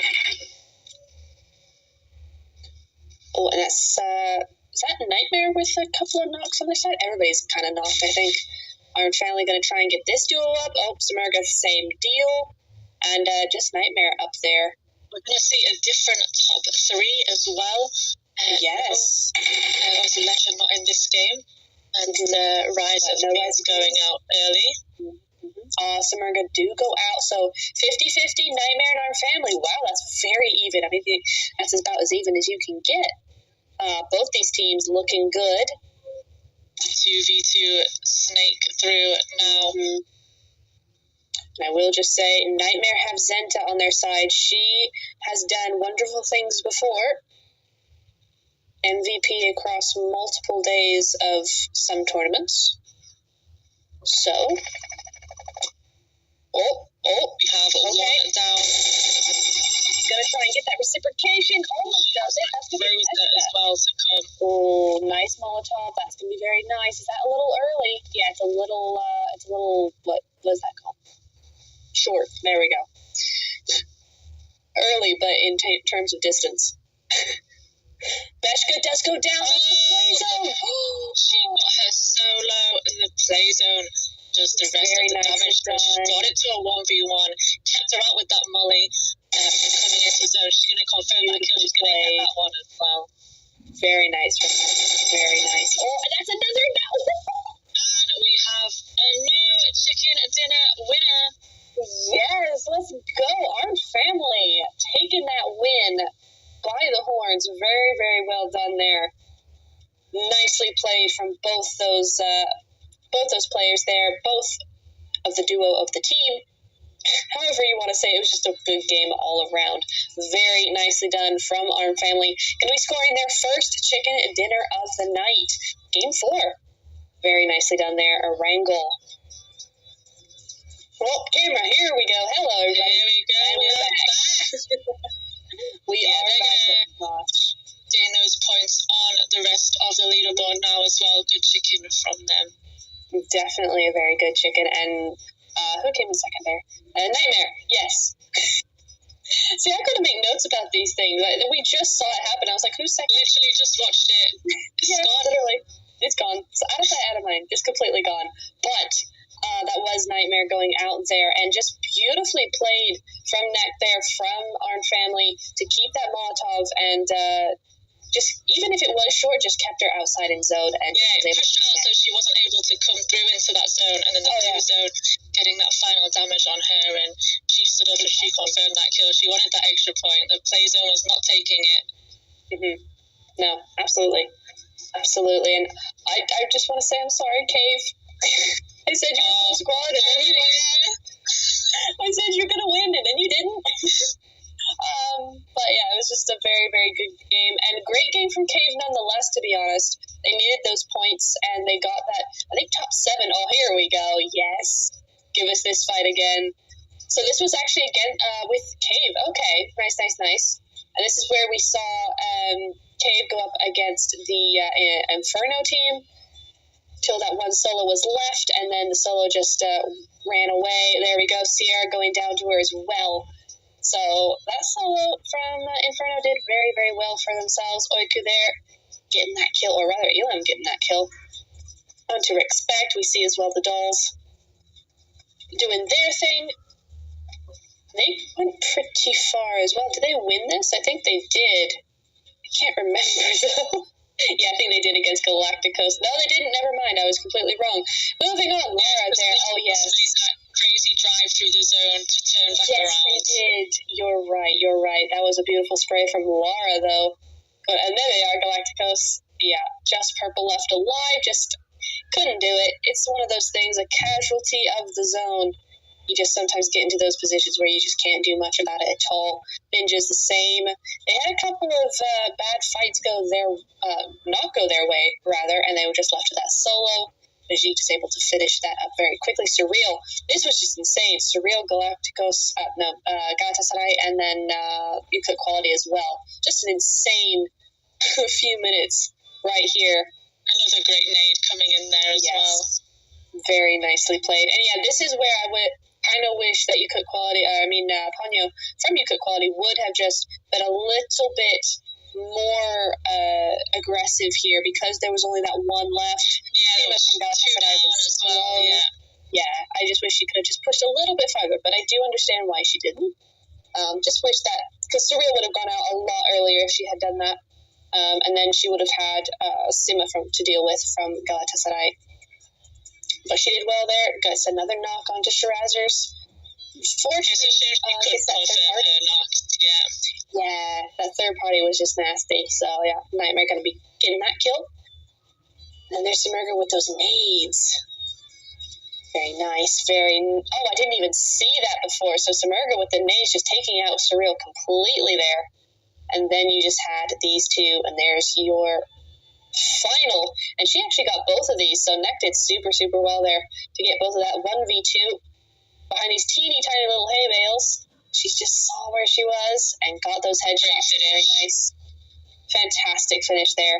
Very, very well done. We were just about to see the highlight that we really wanted to see on repeat. Yeah. The Great Escape. Yes. I hope they clip that. I really hope they clip that and post that somewhere. I want to see it. But it is going to be Orange family. Look at them. Looking confident, looking proud and strong for that win. Just a fantastic game from them. And such a those field zones are always so difficult. They had a lot of teams on their side, and they were able to push through them all and get that win. So very, very nicely done from them. We will be seeing their match rankings pretty shortly. We're seeing a lot of things, actually. We're going to be seeing what we got those good to see where we're up to as well with the overall leaderboard. Yes, I'm really looking forward to that, especially going into the final game. We've only got one more game, but before that, we're going to see our MVP, and it's going to be Beshka from Nightmare. Great little game. Hang on. I have to ring a bell. Ding, ding, ding. Ding, ding, ding. It's bell of 1,000 damage right there. Let's go. Highest we've seen? 1,037. Yeah, definitely highest we've seen. Exactly 50% team contribution, so somebody else got 4 eliminations as well, but that's a heck of a lot of damage for 4 eliminations. No, I'm lying. It can't be the highest. Letra first game, I think 1,500. Right, Am I right? Am I wrong? That's team damage. Is that team? This is individual. That was 1,000 damage by herself. Yeah. I thought that MVP had. No. I think that was I can't remember. Carry on. 1,500. Yeah. So this is 1,000 damage for the individual. 5.1 MVP points. That's the most we've seen as well. And longest elim distance, 86 meters. That's pretty short, but doesn't matter. MVP. There we go. There we go. Sima as well. Galatasaray, 674 damage. So there's a big difference there. 400 damage difference. Massive difference from the other games as well. Yeah. Where we were seeing maybe 300, 200. Massive damage in that angle. Yeah.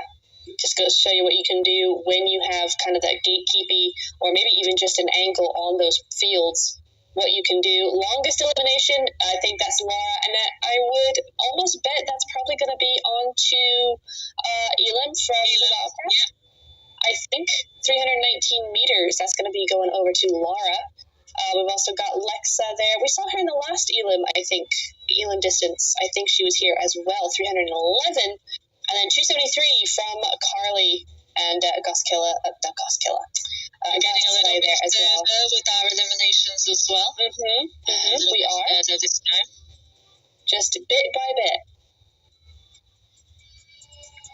So that's very oh, here we go. Match ranking. This is what we want to see. 26 points.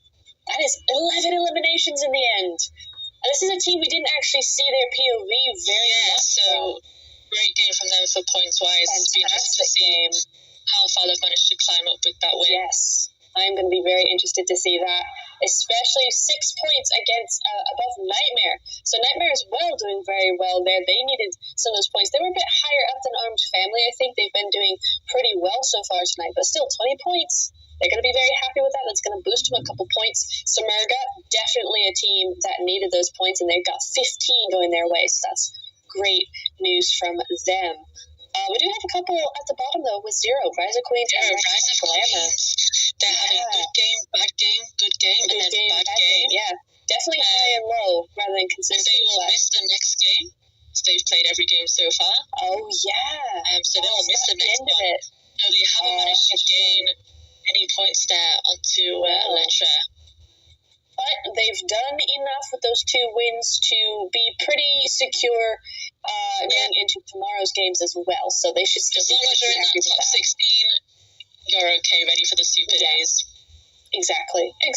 You're good to go. So looking like decent points from most of these teams, honestly. I mean, you could quality with those 5 points. Besiktas with 6. Divas with 6 as well. So looking not too bad. It's crazy, though. Cave, they did really well, but they only got 1 placement point. Just brutal, these placement point discrepancies or the gaps or whatever, the differences.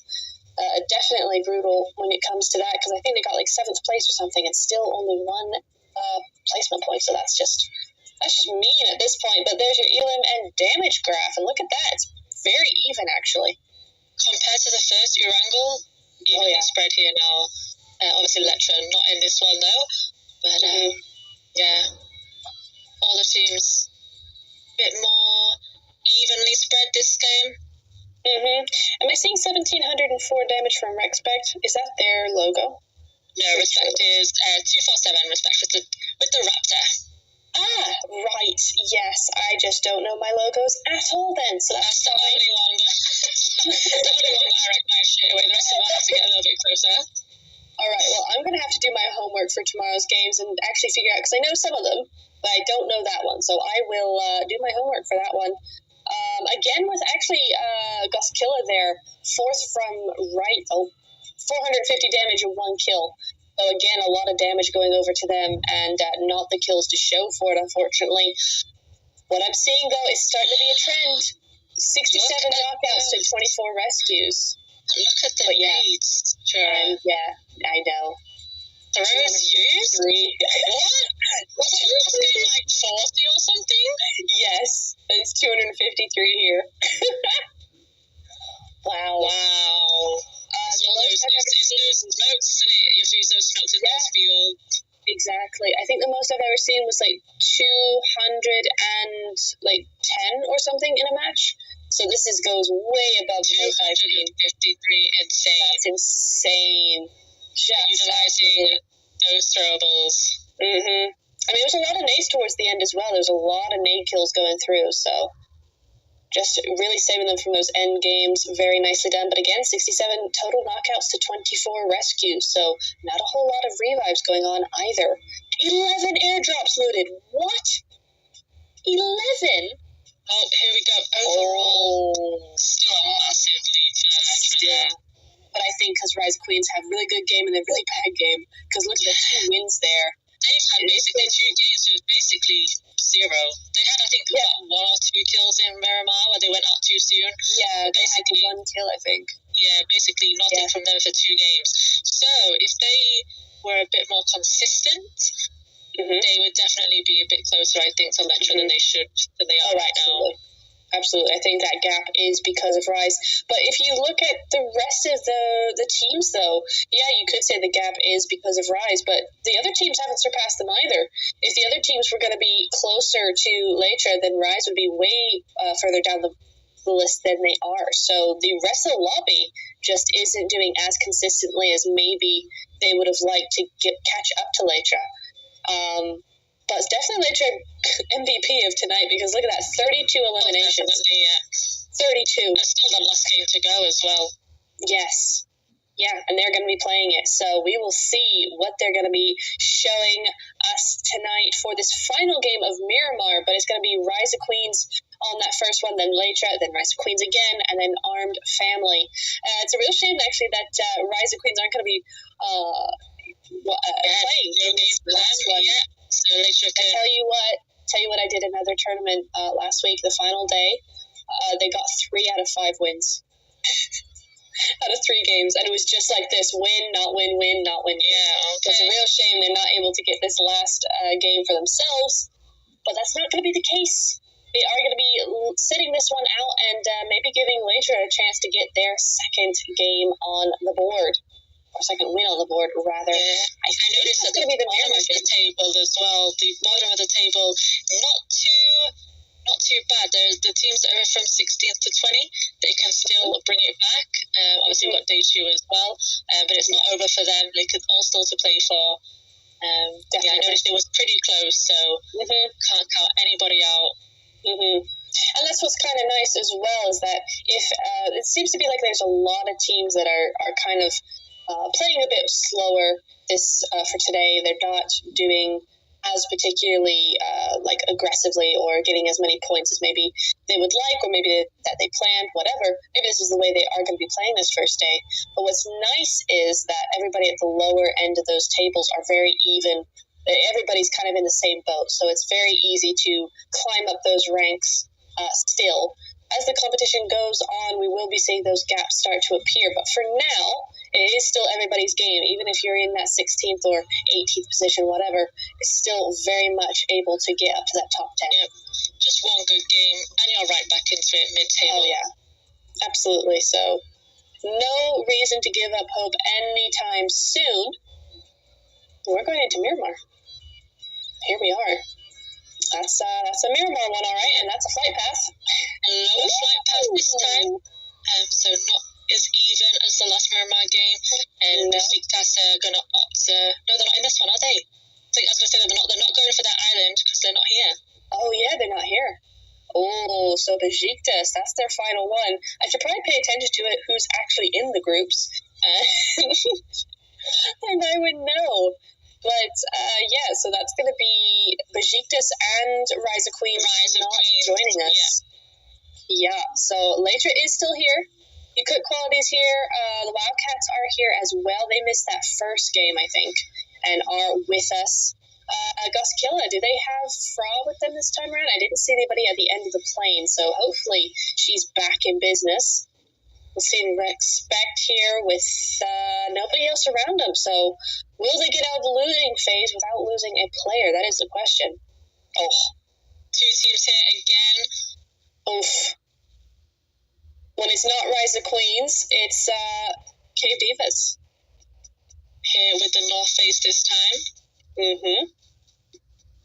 They are. That's going to be Group A, B, C, E here. So we're missing Group D.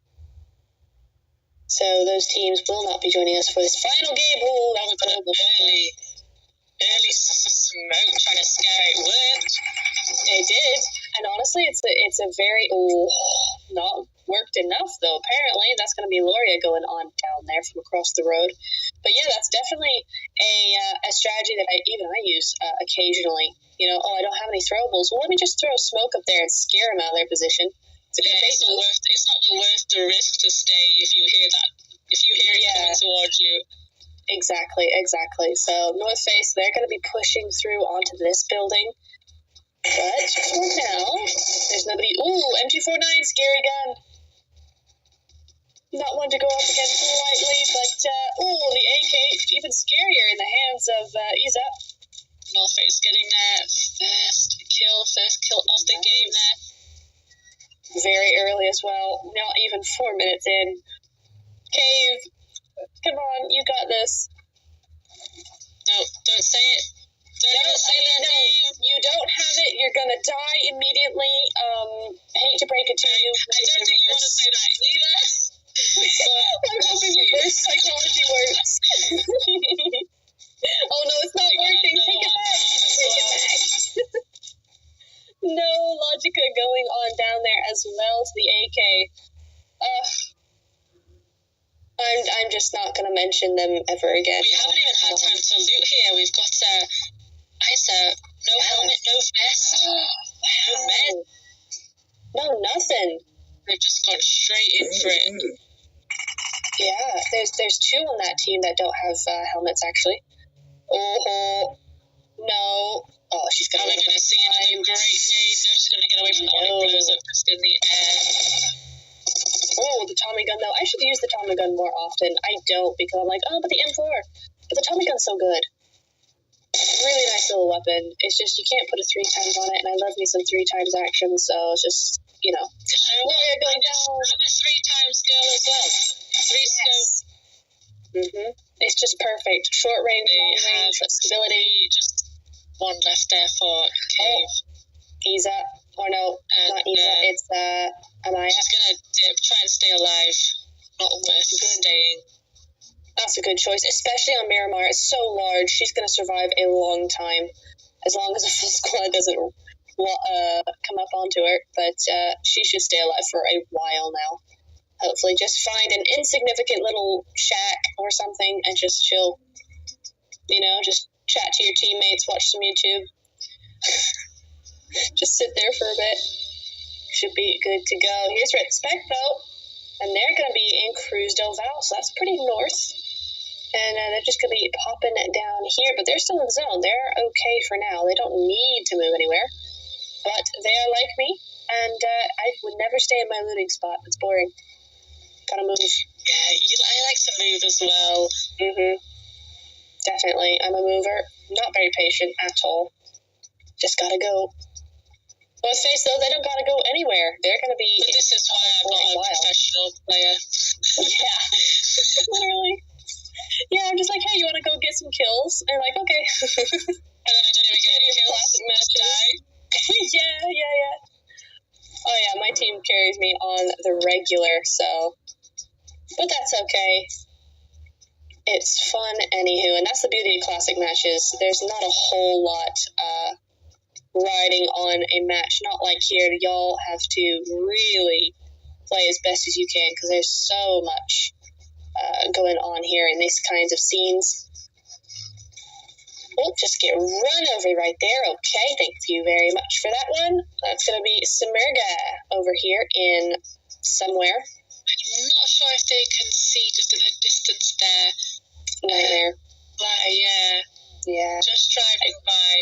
They might have been able to hear the vehicle, but I don't think they can see. No, not quite. Oh, Surreal, though. Taking the L there. Looks like in that kill feed, anyway. And we'll be seeing... I don't see that in the... showing up on that bar, though, so I wonder if that's an old one and that the kill feed's a little delayed. Samarga is going to be moving on out. Ah, they're in La Bendita. Okay, that's what the LA was for. Couldn't quite figure out where they were, but they were in that warehouse in between Los Leones and La Bendita. They're going to be moving over this way, over to Minas Generalis. And it's a good thing you cook quality is here, because you cook quality generally go to there. Minas Generalis, there we go. I got it right in the end. I'm not going to get there. Yeah, there. It worked. I wanted to say Genus Generalis, and it's just not how that name goes. So there suffices, but they're not going to quite get that far. They're going to just wait for a little while longer, avoid to cook quality just a little bit, even if they even are there. I didn't see them land there, but then again, I wasn't quite paying attention to them. Yes! Yes, Fro's not here, though. Trio. It's Cat Veins instead. So they're going to be a trio, but Fra is not with us. She's not playing here for this last game of the evening. Wonder if she had some connection issues. That's a real shame if she did. But a trio they are, you're right. So there they go. The Wildcats over by Power Grid, now going to be moving over to the overlook for San Martin. That's going to be a nice spot for them. If there's anybody in San Martin. Yes, it's interesting. Oh, right, so they're not in Minas Generalis at all because our family are there. Okay. Interesting. So definitely, with these new teams that were not in the last tournament, there's definitely some moving around for the looting spots here. Have to relearn their looting spots. Team Bravo, though, just gotta say, they're just sneaking their way up the coastline there. They're still so they're going to be headed for Impala. Bit quiet from them, I think. Yeah, and there's nobody there, so they can last quite a while over there. They'll be good to go if they can keep hold of that area. We're going to see a lot of stuff happening over by San Martin, I think, because that's another team coming up behind them.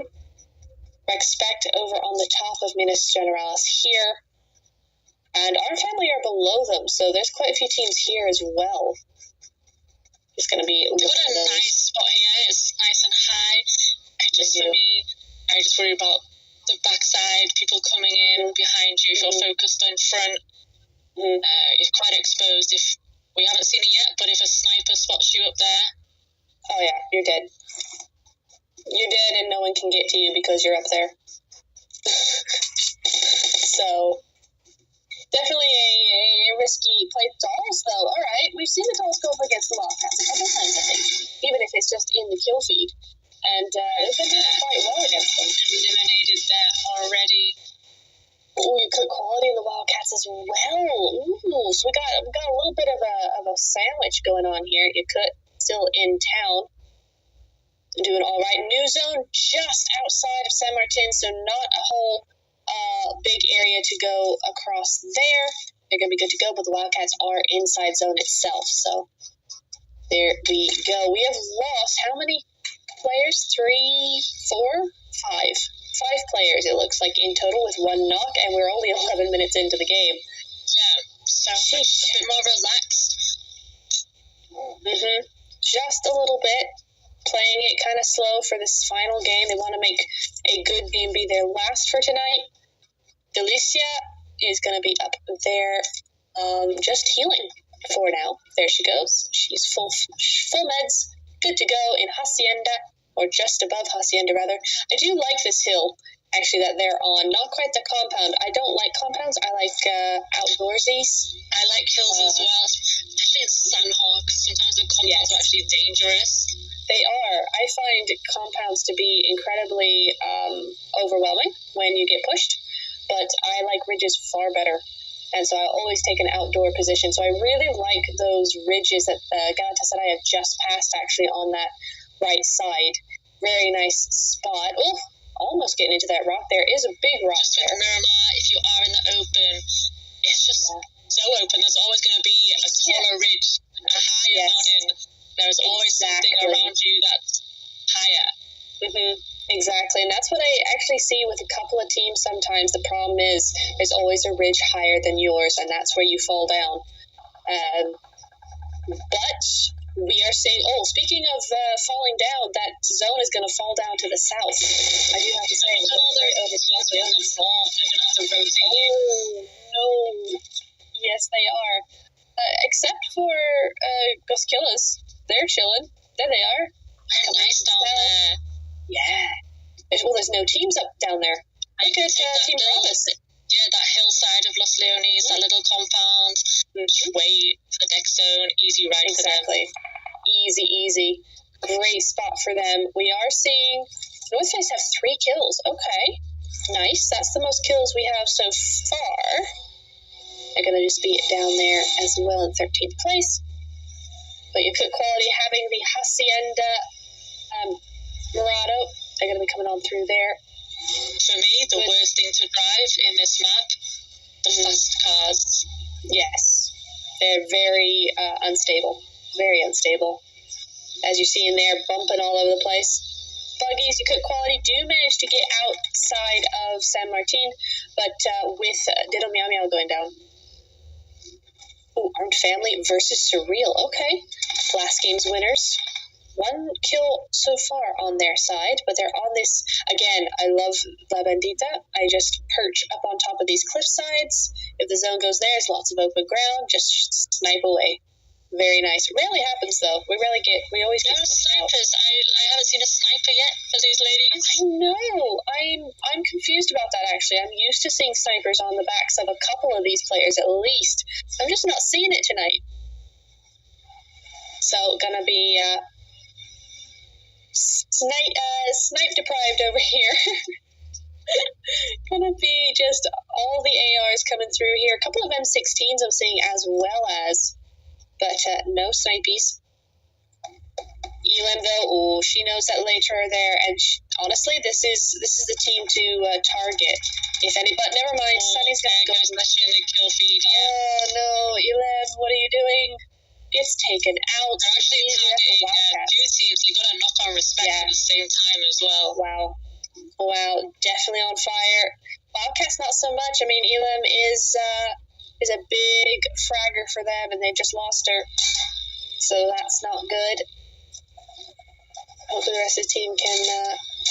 I've already said it. Comes through sprays on the vehicle.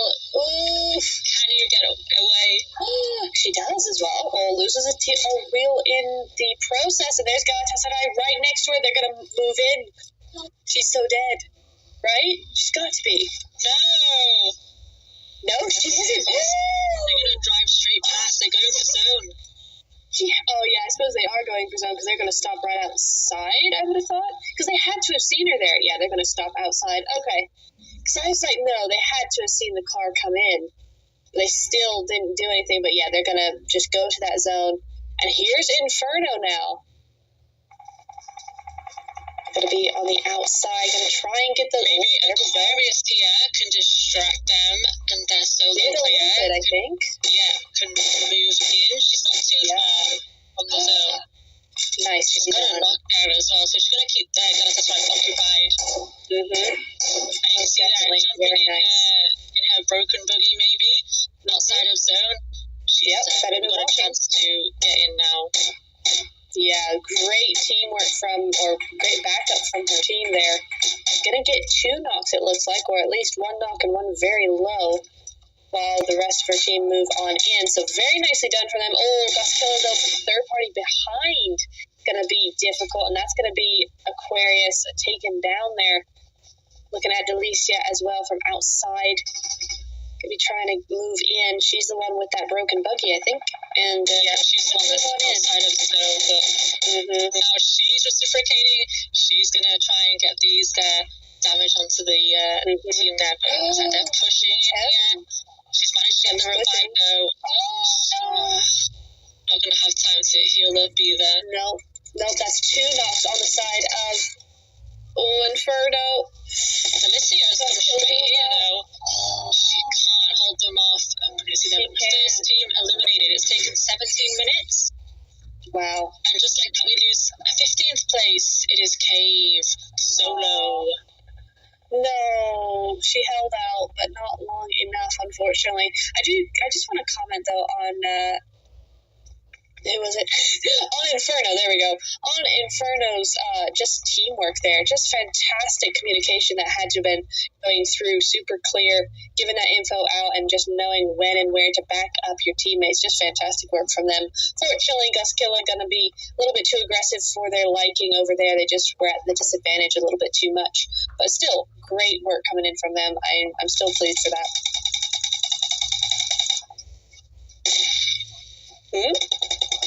Dream Court, haven't seen a whole lot of them so far. We've seen a couple of games where they've been doing pretty well. I think the Sanhok game they came in 4th or 5th, I think. Yeah, Dream Court are Los Leone droppers. One of the teams that go to Los Leone, so that's where they went again in this game. Right, and now they're up against Bon Vivant there. Oof. Pinky going out to the M249. And a nade onto Nasty now. No, it's all going wrong. Oh dear, Bon Vivant just not having a good night. That's the kill feed as well, just trying to keep an eye on that. Dream Court were, I'm sure they were our team from that last Miramar game where we had that cluster of 5 teams. They were the last one standing. They were, weren't they? Was it not the Sanhok then? It was the Miramar, wasn't it? It was the Miramar where they... Yeah. Right. Yeah, you're right. Later though, coming up over the top on to Samerga, but we are not going to see that right now. We have to move back over to Dream Core. And her going down there just a little bit. That's SMG going on down there in 14th place. Latra doing what they do best. Skills 6 at the moment. 6. Is this another win? Oh, Goskilla though, and Nightmare going head to head in that kill feed, not looking like Goskilla winning that one. Ball goes on, trying their best. Another goes down, and it's all over for them. 3 kills there. End the night with 2 kills and our solo. She got time to revive her teammate as well. Otherwise, she will be a solo. Yeah, she will. 4 kills though. 4 kills, 12th place. At least you got some sort of points there. New zone has gone over to Respect though, over by Minas Generais. So we do have a La Bendita zone. Nice. This will be very interesting to see. And if Respect can keep their position there as well, they might be able to get some extra placement points this game. We're into the top 12, so they've got at least 1. So I want to see them staying alive. North Face look like they're headed towards them. And we'll see where they're going to stop just outside of them. Oh, yeah. No, they're full. Unfortunately, though, this zone has not gone in the angle that La Bendita is best for. You really want to have that eastern side right where Nightmare are, really, because this is where teams really enter in from. But the zone doesn't really facilitate that. It's more to the south, which is not as... Yes, again, all the teams gathering around the south zone, same as last time. And the north teams get a little bit more respite, just can play it out. Absolutely. North is there. Respect. Getting ganged up by Respect. Yeah, hopefully they can win. Yeah. I'm so excited. I'm speaking so fast. My words are blending together. I'm trying to say, get some kill points on board as well. Hopefully that will be able to push them out of those last 4 placements. And good job there. They managed to get 2. North get taken out, and their next target is Latra. Sonder going to be going on down there as well. We also lost, who was that just then? Galacticos. We lost Respect can take out a couple of Latra members here. They'll be doing everybody else a bit of a service as well. Yeah, they will, absolutely. And so that's going to be Goskilla going out there as well as just before. So, yeah, Respect doing very well for themselves. Funnily enough, only 3 kills. I feel like they've done a lot more damage than that. Yeah, they've had a couple of knocks there, but I think they've lost 1, maybe getting that revive already, so they're not going to confirm. I know they are going to confirm that kill. Did he bleed out? She bleed out, sorry. Yeah. Sunny very low there, out in the zone as well. So Latra looking like they're not going to win this one, but still 7 kills on board. It's going to keep that gap going. We're on board with Yay right now. Yay! Couldn't help myself, sorry. They're going to be on the edge of zone. Oh, the zone shifted south. Oh, that's a hard shift. Oh, no. They got 24 seconds to get there. They've got the buggy zone.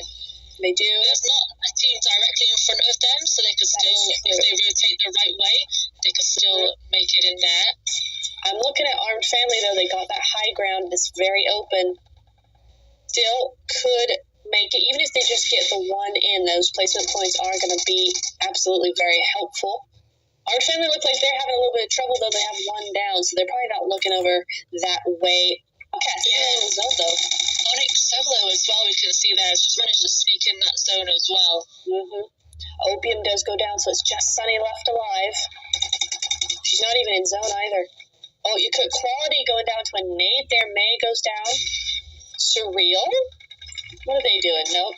Thought she was going to go for Rich there. They're having a much better game this game.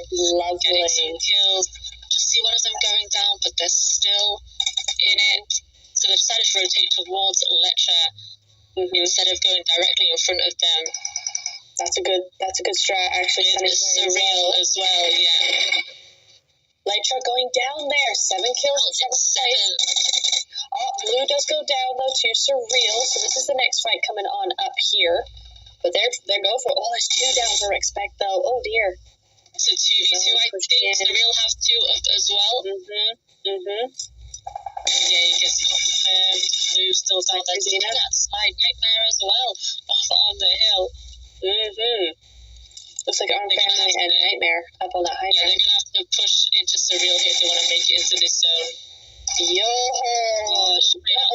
Nice return. Very nice return. It's just Moina left. Marina, she's got to try and get at least one of these revives, right? She's got to. She's gonna go with the nade first. She's gonna try Blue's get rid of definitely Surreal out. first, but can she make it in? Sniper has a lot of health, probably Blue could goes get out. revived if she can get in. They've managed to get the revive on Surreal though. Mm-hmm. So 2v1 right now. Looks like she's reviving Sniper, but the nade's coming in. Ooh, how did that not get a ball? Oh! Loina didn't notice that they had rotated a little bit. She was shooting in the wrong place there behind the wall. But I think that's Nightmare getting respect anyway, so that's going to be them out in 6th place, but still fantastic result for them. Better game for 5 them. kills. Yeah, definitely. Kills for them. Much I think better. that should push them into top 16 now. Much better game from them. Most definitely. Armed Family. Ooh, nice little nade over onto Anissa. Here's your stats, though. Look at there. Armed Family, can they get a second chicken as well? That would be nice. Back to back. Nightmare looking to thwart that, though. And I'm looking at your cook quality. Just Ponyo left, an 8% win predictability. Yeah, Sly Nightmare really helping out Surreal there, taking out Respect. Yes, most definitely. Surreal just going in by the skin of their teeth. 2 up for them. So that's just a duo, but full squad for Armed Family. I thought that was for Nightmare as well, but it's not the case. Ooh, no, they're not a full squad. Can't say it. I can't, can I? Dreadful, because, oh, God. No! Oh, no. Can't say anything. Just like that, they had the favor of the statistics. Mm-hmm. Shura opens her mouth. I'm just dangerous at this point. Oh, no! Just as they got the revive. Creeped. Revive again. That's Eddie with the navy limbs. Oh, Freeps, gotta be careful. Very low she goes. Oh, and that's gonna be another nade. Wicked with her nades, man. All right, 5th place for Armed Family, but a nicely done spot for them. Ponyo still. Oh, we've got Ponyo solo again. Yeah, she's doing up against the real business for Yakut, isn't she, in these last 2 games? Most definitely. And she's up against Surreal again, so this is a bit of a deja vu. But it's the Wildcats looking okay. I'm going to say okay and not good because, I don't want to thwart anything. But 7 kills, 3 up still. That's looking okay. Looking nice. Looks to be like they have zone as well, potentially. I'm not quite sure who has zone at this stage. It's a bit too small to tell. But it's somebody. There's still 4 teams alive in this tiny little zone. Maybe Nightmare might just be in there. Yeah. There might be here as well. She gets that knock yet. Very nice. 9 kills. Yeah. Very nice still. Very, very nice. That's more what I expect from Nightmare. More what I've seen before from them. So looking good there. But very nicely done. Oh, she's got the MG. Oh, that's going to be looking nice. Well, you could just use the, she's gone straight there, prone. She can use this little ridge now. Can she get... Oh, no! From behind! Oh, backstabbed again! Once again, but 3rd place. Surreal getting help again. They really made this great into 2nd. No, down they go. Beautiful little win from the Wildcats. Perfectly done. Very, very good job, honestly. Not Nightmare. Wildcats. Yeah, doing very well there. They were a little bit slow coming into this first day, but they are back in business with that win. So looking really nice because they were, even though they were slow, they were a little bit, they were pretty consistent, more consistent than a lot of these teams. So that win is going to bolster them even further. So very good job to them. Yeah, and nice to have a different chicken dinner winner as well. Yeah, absolutely. Mm-hmm. Yeah, looking forward to Surreal. Good second place for them too. They had a lot of help from a couple of teams there to make it into 2nd. So very good game quick. from them. Yeah, that was really kind of a lucky 2nd place, but they still clung on for dear life. So very good job to them. Gotta say, shout out to Ponyo from Yakut College. Ponyo solo again, yeah. Yeah. Getting those placements by her team. Absolutely. Respect as well did a super good job that time. Really held on to that ridge line and then just had a really, really hard time coming down. But it is what it is. So GG's to those teams. Yeah, they were more aggressive in that game as well. They really tried, I think, to get some more kills on board. Yeah. And it ends up being how it is, isn't it? If you hesitate too much, you try and play too quietly, then you end up just getting third-partied and taken out early. You've got to be at least a little bit more aggressive to keep your position and keep those players alive for your game. Bye-bye cameras. We're going to go over to some more graphics right now. Let's see. Oh, we got those highlights coming through, and this is going to be, that first fight between North Face have done well, so twice, Miramar, both games, they had a team land with them. Twice they won their fight, so very nice from them. Don't want to land with them. They've got very good stats with that right now, so... Oh, yeah, don't hot drop them, I think, is what we're learning from this. So far... Oh, you could quality. Going down 1-by-1 to Inferno there. I'm not sure when Ponyo was a solo. I think it wasn't until quite late, but they definitely were in a full squad for a while. Elam, no! Still hurts my soul to see her go down there, but Respect just had that better angle onto her. She didn't have much place to go. I got a shout out once again, Inferno here. Fantastic teamwork coming in from them to save each other. Just unfortunately, Gus Killa just had the upper hand there. But really great. Yeah, even their final player, she rushed straight over there. She didn't have to. She could have taken a placement instead. But in Sheffield now, we see her now coming in there. 2 players knocked. She still came. It didn't end very well, but props for teamwork. Yeah, absolutely. Very nicely done there. But unfortunately, that means not a whole lot of points going their way for this final game. But that's okay. They've had a decent day so far. We'll have to, of course, look over at those final overall rankings for day 1 to really get a good idea of what's going to be going down in day 2. For now, I have a feeling that a lot of these teams are going to be pretty happy with their performance for tonight. Oh, yeah, seeing that there. Dream Court going up against Bon Vivant there. Then we got Night. It all went down at once, honestly. Yeah, it's the south side of the zone in Miramar again. Yeah, again. And it was actually Dream Core Solo who actually made it through. There was a solo. She creeped up on in there. Made it through again. Nice. Respect there. Surreal.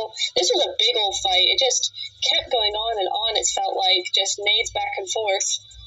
But unfortunately, Respect, and it wasn't even to Surreal that Respect went down. It was to Nightmare. A little bit of a stab in the back on that one. But definitely. Yeah, I feel like if they hadn't have third partied, I think Respect were looking good. I think they might have taken that fight. Just unfortunate third party there. Yeah, I agree. But, and then it was Armed Family, and then they came down, and then they all died, and it was just a fiery crash. Yeah. I love how the vehicle just kind of left. It just kept on going down the hill. Because here, it's this one, I think. There it goes. The vehicle just keeps on going.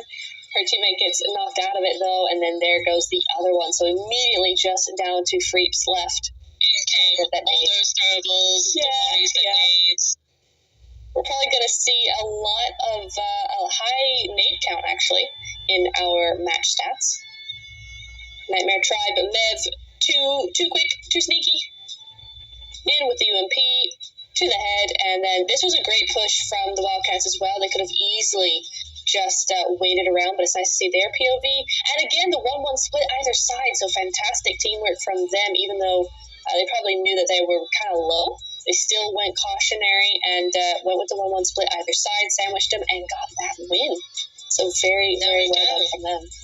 Some more beautiful faces to end our night. Absolutely. But there we have it. That is 5 games.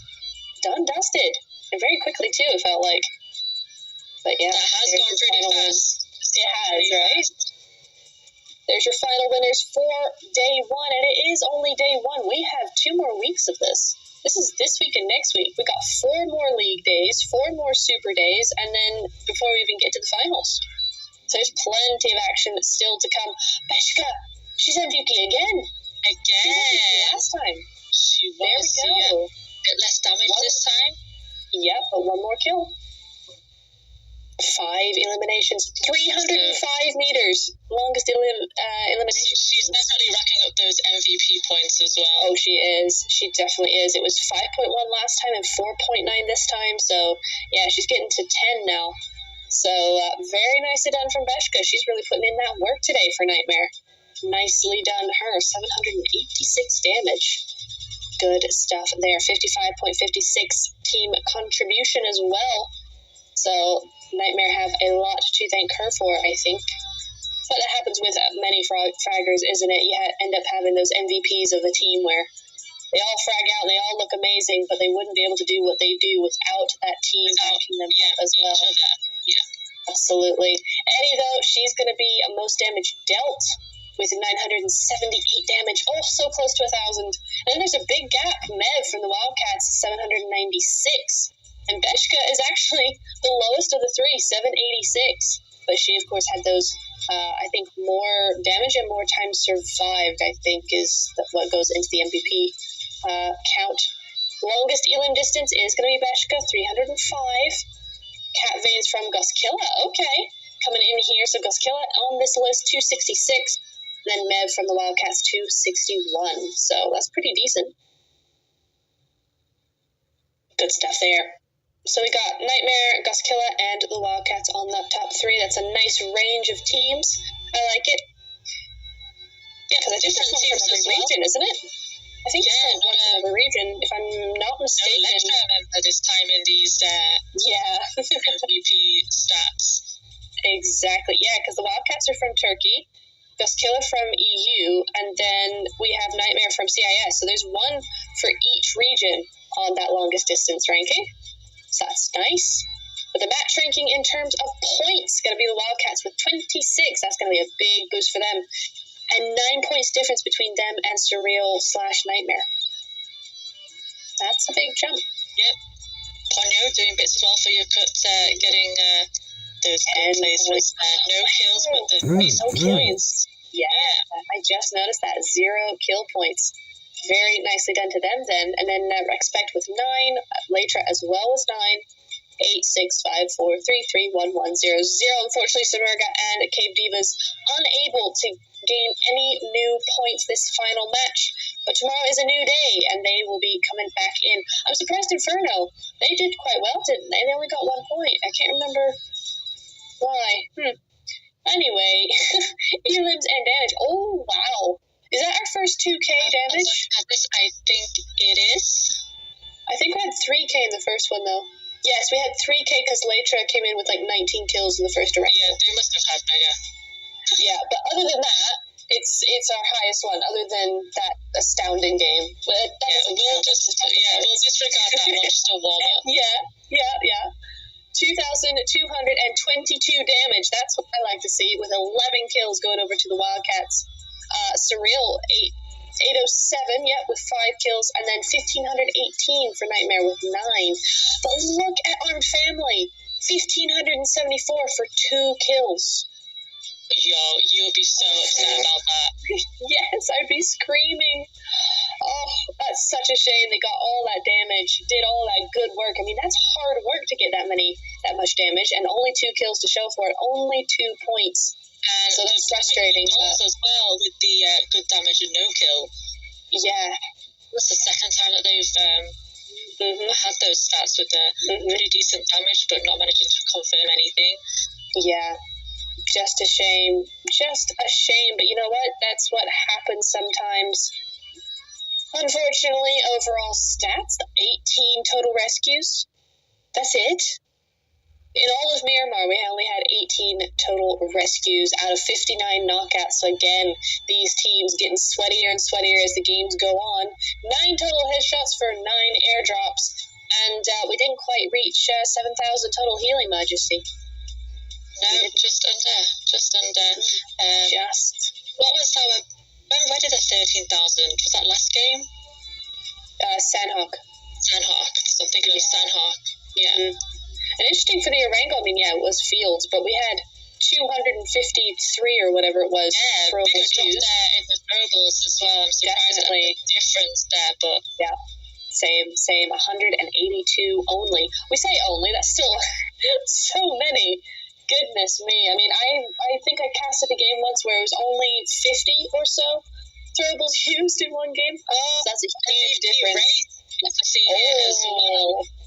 Here we go. Laker 1-2 at the moment. So even after that not great game, last game, they're still in the lead for the MVP race.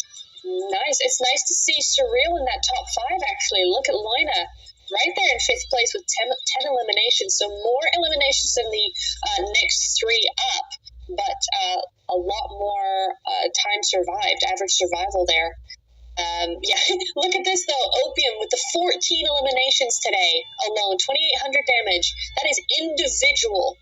Yeah, I think a lot of that came from the first game. I think that really helped them a lot. To be fair, I think she had like 7 in the first game. The average survival, there's actually 0.04 more seconds. No, 4 seconds. Oh my god. There's 6 more seconds rather. Loina had 6 more seconds average survival, but only 10 eliminations and 1,603 damage. So compared to Opium, that's not as many. So of course she's going to settle into that 5th place. But average survival, she's actually doing more time. You have then, of course, Eddie in 6th, who is, I can't read the name, Mavanes, I think. I'm so sorry. In 7th there, Alexa from Besiktas. All right, so we got some Besiktas in here. Wildcats as well in 9th, and then another Galatasaray teammate in 10th place. So we have 2 out of the 4 for Galatasaray. Oh, here we go. 3 for the Letra as well. Here we are, Letra and Wildcat. Let's have a look. I'm seeing a lot more on Letra's side. The damage now, total eliminations, total throwables as well. Yeah. Even though, last game wasn't great for Letra, they're still in the lead with pretty much everything. Pretty much everything.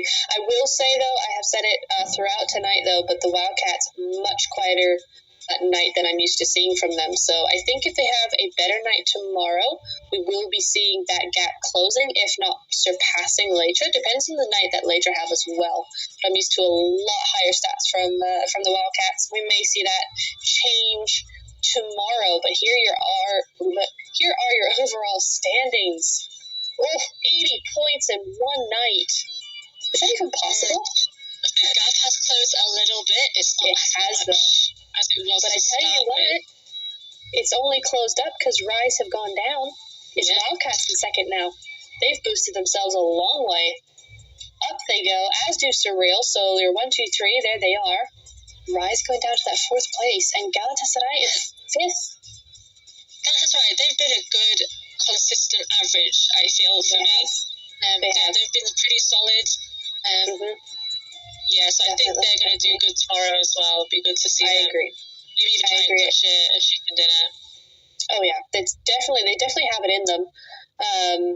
Most definitely. I mean, in the last tournament I did as well, I think they had a quiet first day and then kind of came up to the top to finish 2nd place overall. So I think they definitely have it in them for tomorrow. They're going to be trying to go full on aggro mode to try and get into that super weekend, even though they actually don't need to. Top 16, they're 5th. They're not going to go anywhere. They're good to go, but it might be fun nonetheless. Going to just switch over very quickly, though, to that the bottom 4, though. The bottom edge, that really need to step up just a little bit there to get into that top 16, because, again, very doable. I mean, 6D somehow only have 6 points there, but they're still, within 10 points or so of that top 16. So very, very doable for all those teams. Close. Yeah, just one game. Like I said, change it. Like Respect had that good last game. They've managed to get into the 16th now. So any of those teams can still make it up there. Absolutely. There's today's matches. Before they were blank, and now we have our 5 winners of the evening. Rise with 2, and then Elytra. And then, of course, Armed Family winning that last Wrangle, and the Wildcats finishing off the evening with a Miramar chicken dinner. Yeah, nice little spread there as well. I say Elytra have dominated points-wise, but not totally with those just that one win. No, absolutely. Very nice. Every time I need to have words with the cameraman. Yeah. So yeah, it's somehow getting dark in here. I'm not sure what's going on, but yeah. So yeah, just a fantastic evening so far. Great start to the tournament. I mean, my goodness. Already got some fantastic points. Already, fantastic games. First game really set us off as well. That was very did. hyped for the rest of the night. Fantastic. Yeah. Really looking forward to tomorrow now, more than ever.